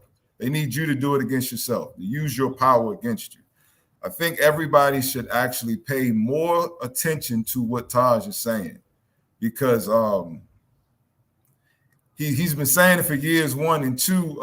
I remember saying this in 2012 after having conversations with Taj, that like, damn, like, back then it was like a lot of people coming around with different processes. And I was like, I only knew about enforcing the Constitution with the traffic case. And I was successful, but I thought that everyone else knew the same thing. And he was telling me, no, like, you're the first to do it that way. But he's been saying the same message, and I didn't understand. And it's, it's because we got a lot of people that also was sent around to divert people from the message. And this war that we're in, because it's a war, it's a quiet war. It's quiet, but it's a war nevertheless. This war that we're in is it's an intellectual war, and it requires you to use your common sense. All of your common senses and your reasoning, you know, the reason for doing certain things. And I do what I can to post all of my activity on the website, because like Taj said, everybody's paying attention. So if you're active, show that you're active. If you're doing a process or you're enforcing something basically to protect your rights, put it out there. You know what I mean? Make a website. And most of all, be sincere about it, you know, because your sincerity is what's going to get you through this war. But I won't say too much. You know, I want to. It's on the tip of my tongue. But just know that you can do this. You can go to enforcetheconstitution.org and click on gun range case. And you'll see all of the documents that I have posted so far in relation to those bills of attainder. It was 3. Brother George, he had 1. I had 3. And they just basically did all of what they could. But they, you know, I guess they knew in the beginning that I was going to eventually be released. And I'm going to have to work on getting George's documents. But it was something that I found out. I don't want to go into that. But anyway, you can go on the website, look at the documents. There's a paper trail all through the website. And we'll talk about it when I come back on Dr. G, whenever we schedule that. But I want to say thank you again, Taj, for being the best coach these last 12 years. And Dr. G for being the best oracle, you know, motivator, inspirator. And was the key maker. Yes. You all of that. Yes. I appreciate y'all. But yeah, thank you. Really a Sayaraha. For real. And again, you know, love your family. You said say that again. Sayaraha. What is that? We'll talk about it later. I'll find out. Okay. We'll She's sort of like you might call her a keeper of record. Yeah. A national secretary. Don't tell people I'm the secretary. She a metaphysical. Right, they're gonna hit you up. Metaphysical unity administrator. Yeah, I can see that. I saw that in here when I first met her. Look, that secretary piece is like, but it's not on the. It's not in the corporate level that people assume it to be. Right. It's more spiritual side. You know, when you get around people, you can start seeing who they are. You don't have to always say it, if you get the point. Well, we do what we. They will come and they will go. Yes. The sincere remains after the fireworks of 4th of July. Brother Rothschild, they say rudder and sextant. So that's where it is. But know this for surety. When all boils down, the sincere will show themselves, and the less than sincere will show themselves. They sure will. House of Reawakening Minds 3 years ago. All masks are off. Yes, they are. Look at that on a multi-level plane. However, at the same time, you know, as Dr. G always say, we're not going to go into another generation without these things being shown for what they are. Yeah. We have to stop this. And in this area, we need to focus on preparing our families, those who've been helpful and those who've been in denial, to come up or go within their best mind in order to survive this next year and a half, in order for us to come out on the other side. Then we'll start going up. But we're going to go through a greater area of trial in this next year and a half. Guaranteed. Well, I got my practice in. Right on. Well, yeah. So we will schedule. We'll talk afterwards and schedule a time and determine whether or not we will do a unfiltered or whether or not we'll but if it's things you don't want to say right now, then there's probably things you don't want to we want to keep put like this. The police gave me my badges, my bulletproof vest, my handcuffs. They gave me all of my stuff. They gave me all my stuff. Now some stuff, they're trying to test and do some type of forfeiture, which that's writ of error. Remember that they're under contract. Yeah. But remember one of the things that they're dealing with that they're not speaking of. As contractors, they're being looked at and they're still going to be held according to international war crimes. Yeah. For the breaches that they have been traditionally getting away with. Meaning that they're not going to be able to get away with, I was just doing my job. Yeah. Because a lot of them used to say that some years ago. They don't say that anymore. They are talking a little. Why would they make them statements except that they knew that they were operating under color? Right. Yes. However, the tradition has been they've never had to answer. Is that they got used to it, just like a lot of them. And I realized that they've been more sincere, extremely more sincere, when saying, "Well, listen, man, this comes from the higher ups," or "Look, this isn't me. I know you're a good person. This is the higher ups."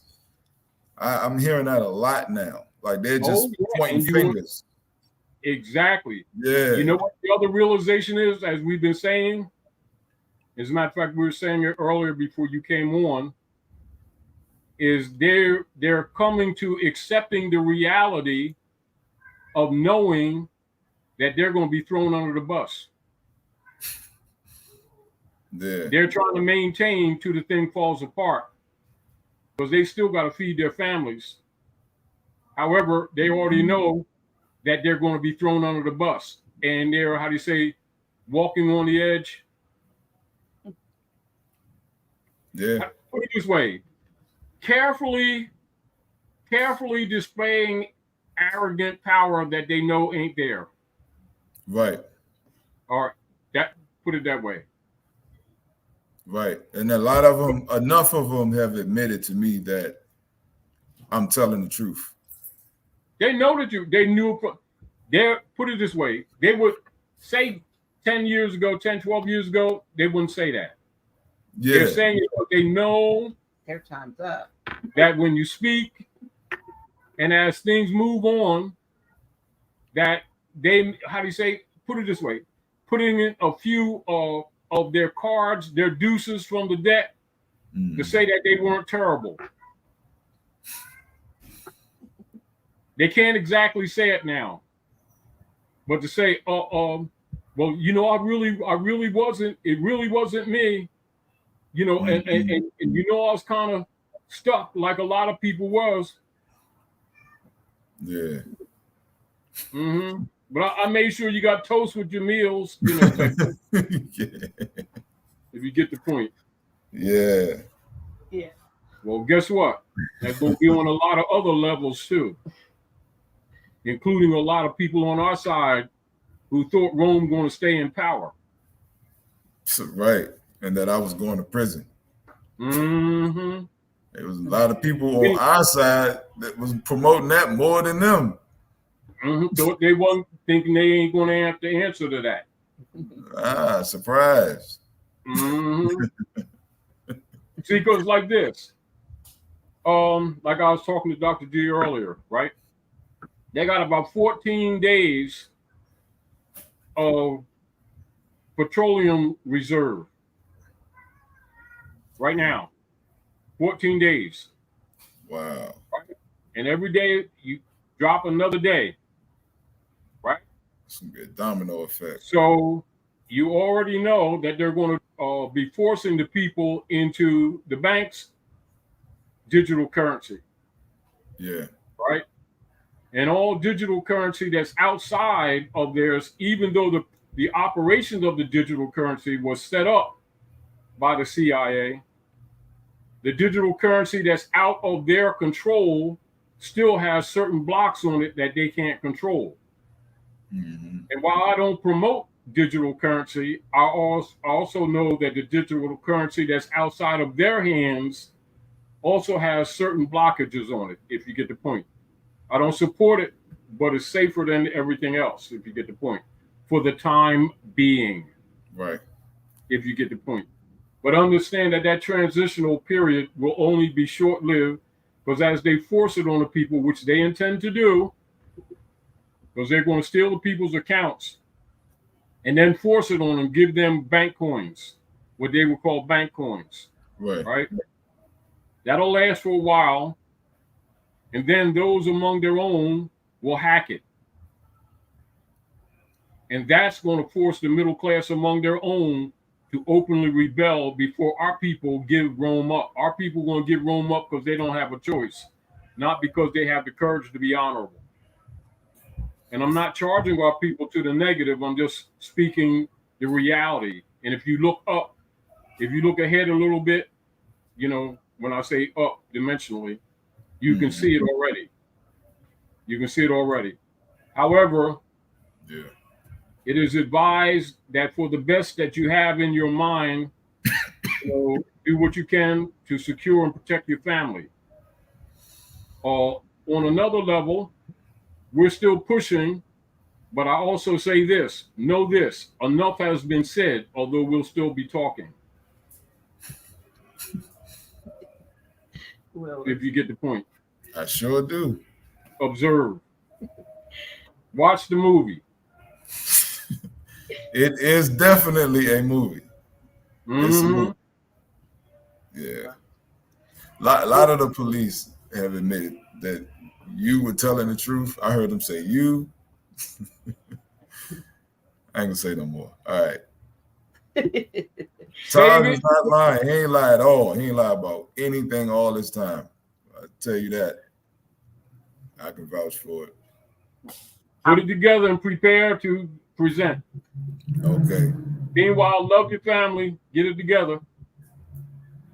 And for all of us, you know, like I was telling Dr. G earlier, you know, come together, meditate, and forgive ourselves. Mm-hmm. Yeah. Yes. And your state is your state of mind. I just wanted to put that out there. That is the state. Yeah, what state you live in. Yeah, what state of mind do you live in? They recognize your state of mind when you recognize it. And that's of your ancient foremothers and forefathers. That's the state of mind. And they're beginning to recognize that the appearance of solidity of their de facto state has an eggshell covering.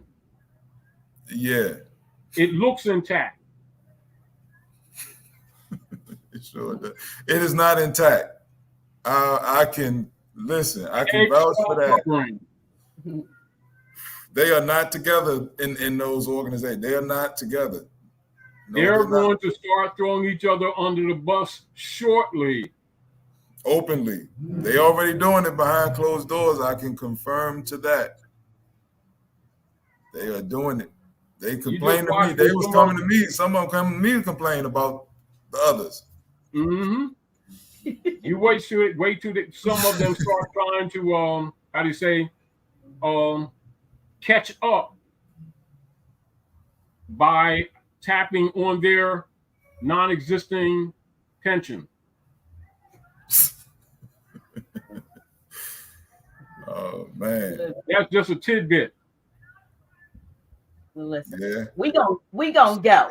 So, but I am so happy that you agreed to come on that on such short notice, brother of mine, Brother Consul General. I appreciate you, and I'm so glad that during the time of your captivity, so to speak, we had often had times to speak and be encouraging and to hear encouraging words from you.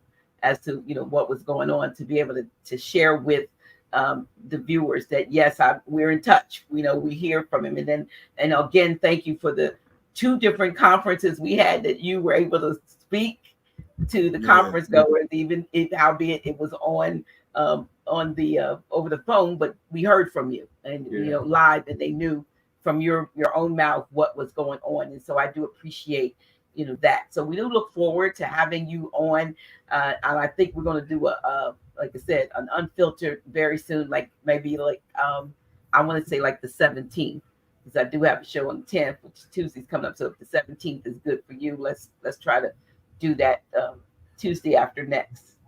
Okay.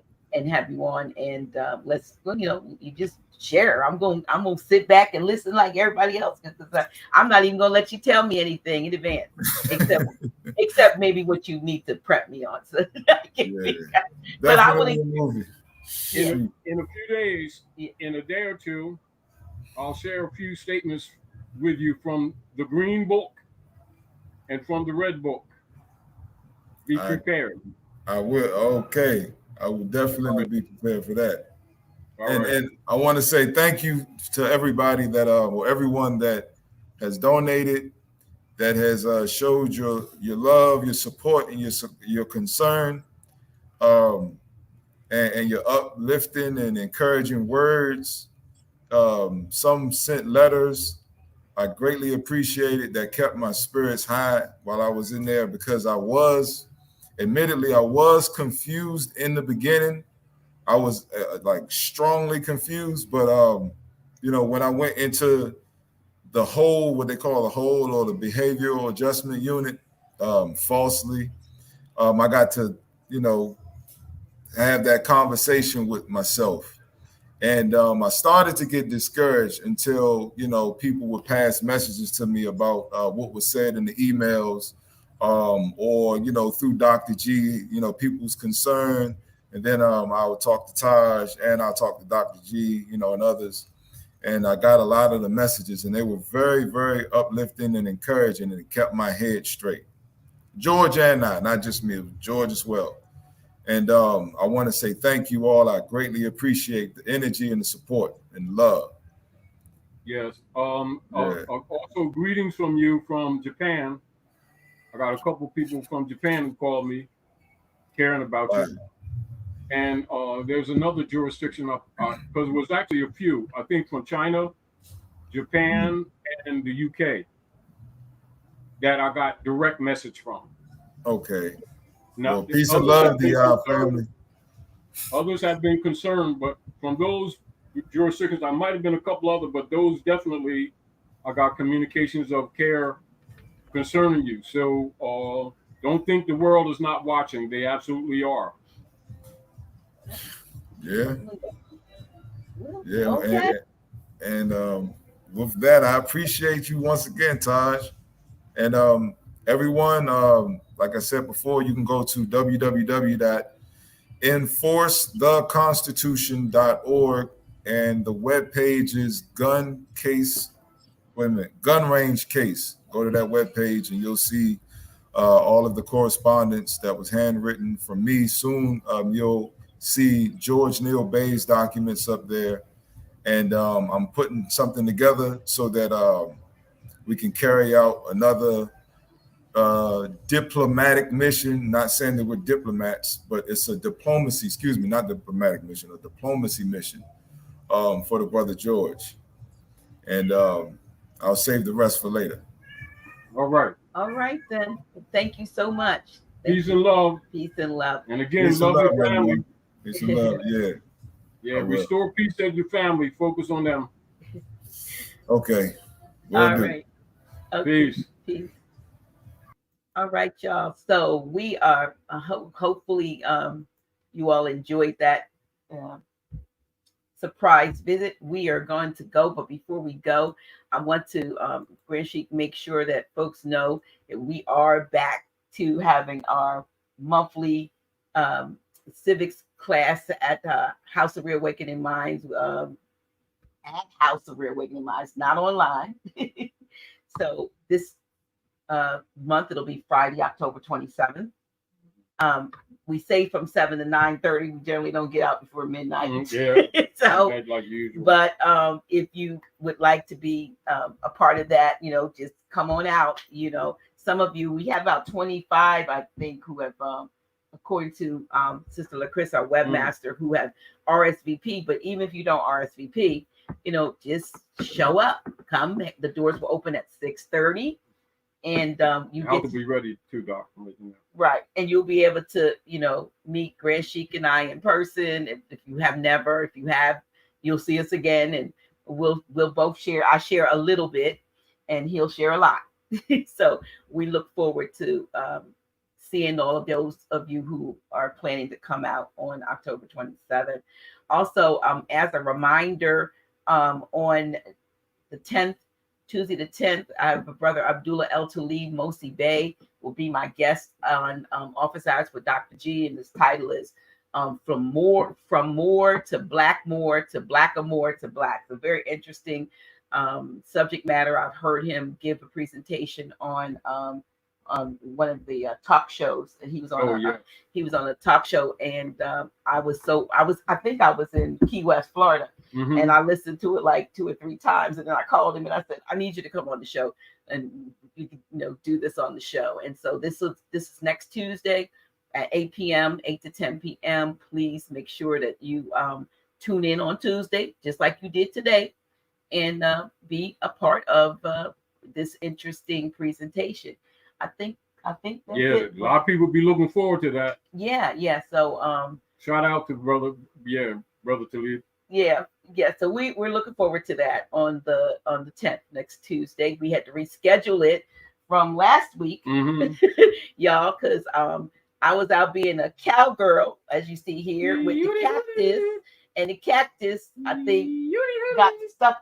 Look, a cactus pear got stuck in my hand. And tell the truth, you was petting the cactus and recognized you don't pet the cactus. And I got hives, y'all. So on Tuesday, I was all swollen up, ears. Cactus, not the cactus. Ears, mouth, eye. I had to go to urgent care, so that's why. Commandment: cactus, do not the touch cactus. Not touch the cactus pears and so forth. But I had a good time.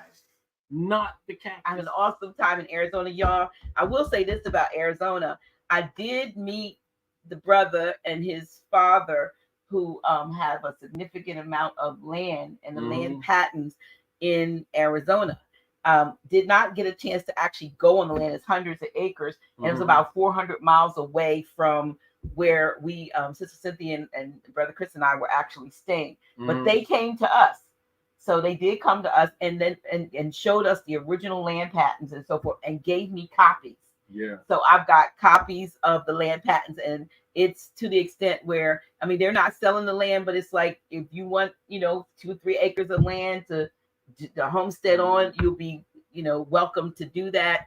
And so I would. Further note of interest too, Dr. J. Yeah. I was talking to my cousin Truth today, and Truth will be preparing some very vital information, and in the future we're going to plan a session for him to come on the House of Reawakening Minds and share a lot of information, because he's been doing research, and his family, he and himself have been writing and preparing a lot of books for the people, for the children, particularly those of you who are doing homeschooling. When he comes on, you'll be free to communicate with him and get books also for your children, for your homeschooling. And also he'll be sharing with us some research he done on the land patents and stuff. What? And and archives, and discovering even a lot of documentation where they converted the Moors into the Black Codes document. Well, these 2 brothers, father and son, literally showed me the land patents, the all of this stuff, and then left and brought copies for me to bring back, which I have still have in my suitcase. So I appreciate that. So we do have some actual, and when they explain the process of like it's almost like annexing, when you go and research the thing, you go and you tell them, okay, this, and they'll whatever, they patent it to you, you get the paperwork. They already know what's up. So it's not even as difficult as one would think. So but in a future presentation, we definitely will bring some more information out about that. yeah. So with that, oh, yeah, he's there. Look, there he is, Brother Amir. He says, yes, everyone is welcome. There's a brother out there. Islam, Brother Amir. It's Islam. Thank you, you and your father, Brother Gregory, for your hospitality, and thank you for bringing me. Greetings to the family. Yes, and thank you for bringing me some Advil on the day before I left to come back. For caressing cactuses. No, look, for taking care of me. Thank y'all. I appreciate you. His father though has a testimony. You know, we were on here and we did what do you call it, unfiltered with regard of the super patch. Oh yeah, I can tell you about the super patch. But we did a super. We talked about it with Dr. Mark. You did. So when I went out there, I happened to patch Brother Amir's father, Gregory L. Bey, who was suffering from who suffers from vertigo, and I just put patch on him. And the next day, I got a text saying, you know, how do I get this stuff? He came back. He's like, I didn't have, you know, vertigo all day. I hope he's doing good, right on, Brother Amir, because he did come and get the rest of the patches I had. So yeah, it was something that he had been struggling with. So well, you know, I appreciate that, and I appreciate his sincerity, you know, because he showed up, and first I thought he was ghosting me, but it turns out he was working, and he was working, and he did come, and I got to meet two of his children, and definitely his father and so forth, and it was a very Liz, he said, yes, those patches work. Yeah, so I need to put something up so they know they need to hit my, like this, where's this thing? Here's my super patch thing that you can scan, y'all. But his father was suffering from vertigo, and that's to the extent that he had passed out. He had passed out and cut his chin really bad because he didn't from the vertigo. And so I put one of the patches on him. I think I put this one, Liberty, on him, and he got in touch with me the next day. He was like, how can I get them? So y'all, they really, really work. We got them for a little bit of everything. So if you're interested in knowing more about the super patch, please, you can scan Dr. G. or call me. Y'all know my number. House of Reawakening. Y'all know my number. If you want to call me about the patches, please do that. But really, really, really, really, really, really work. So thank you all. Yep, super patch really. He said we will be buying more. Okay, y'all. All right, get your patch. We got patches for everything, Grand Sheik. Everything from mobility to if you can't sleep, we got a patch you can put on. That's the only one you don't wear 24 hours because you don't want to sleep 24 hours. Yep. But we got something that if you are out of your mood, like if you're taking like some whatever those drugs they give you to get we got something called Joy. You put that on there, you don't need that drug. It's not because there's no drugs in this. It goes to the neural brain. It has like codes that go to your brain and tell your brain to act right. Yes. It tells you not to be dizzy. It tells you to be strong. It tells you not to, have pain. It goes to the pain centers. It if you're an athlete, the real deal is with pattern. It speaks to brain signal. Yes. Actually. Yes. So super patch really, really works. And hey, I'm glad. The other thing, just in harmony with that, Dr. G. What's that? Like the thickness of hair. Right. Old new technology.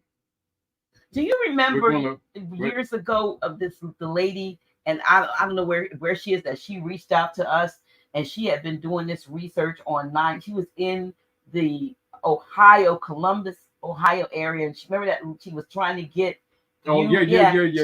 She had all of this like amazing research about our 9 ether hair to the extent that it was people were trying to get this. It was like super duper top. I guess they study our hair like they study our melanin. Let's put it this way. I'll give you certain keys. Y'all, this is the after conversation, y'all. Just think this way. Superconductor. All right.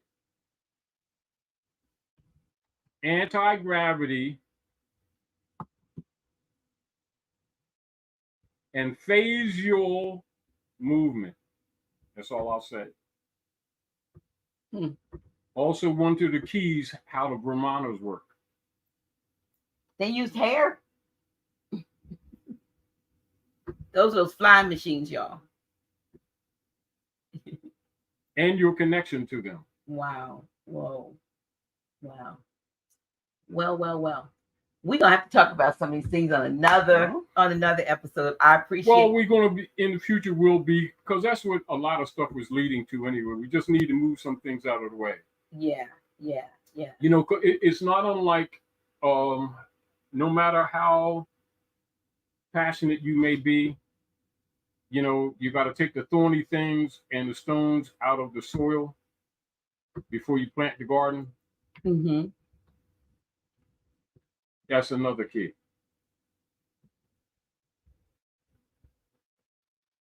Let's look at that on another level.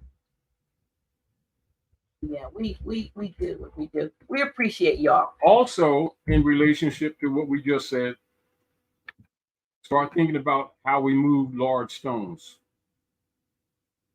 Oh, in the past. Yes. Okay. Yeah. Well, a lot of things though are mental, but we can do a lot more than we think. And that's just for some of the minds, Yeah. and more for that'll be prepared for the coming generation. Yeah. Little bit at a time, in order for them to know or to have new ground to stand on as the system we know falls apart, and they think there's nothing else. Mm-hmm. Well, there is. All right. All right, y'all. We gone. All right. We really are going. Hope to see. We'll be back on the third Friday.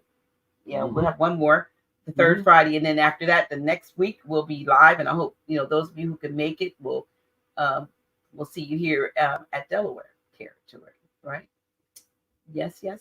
So let's go. You ready to go? All righty then. The deeper and deeper I go, I find what it is I should know. 'Cause it's just a matter of time that you'll reawaken your mind. Oh, come with me, come to know and find out what is true. Then you'll know what's in store just for you. No more living the life I can look to the sky and say, I'm reawakening minds. Come to know and find out what is truth, yes. Then you'll know what's in store just for you. No more living the life I can look to the sky and say, I'm reawakening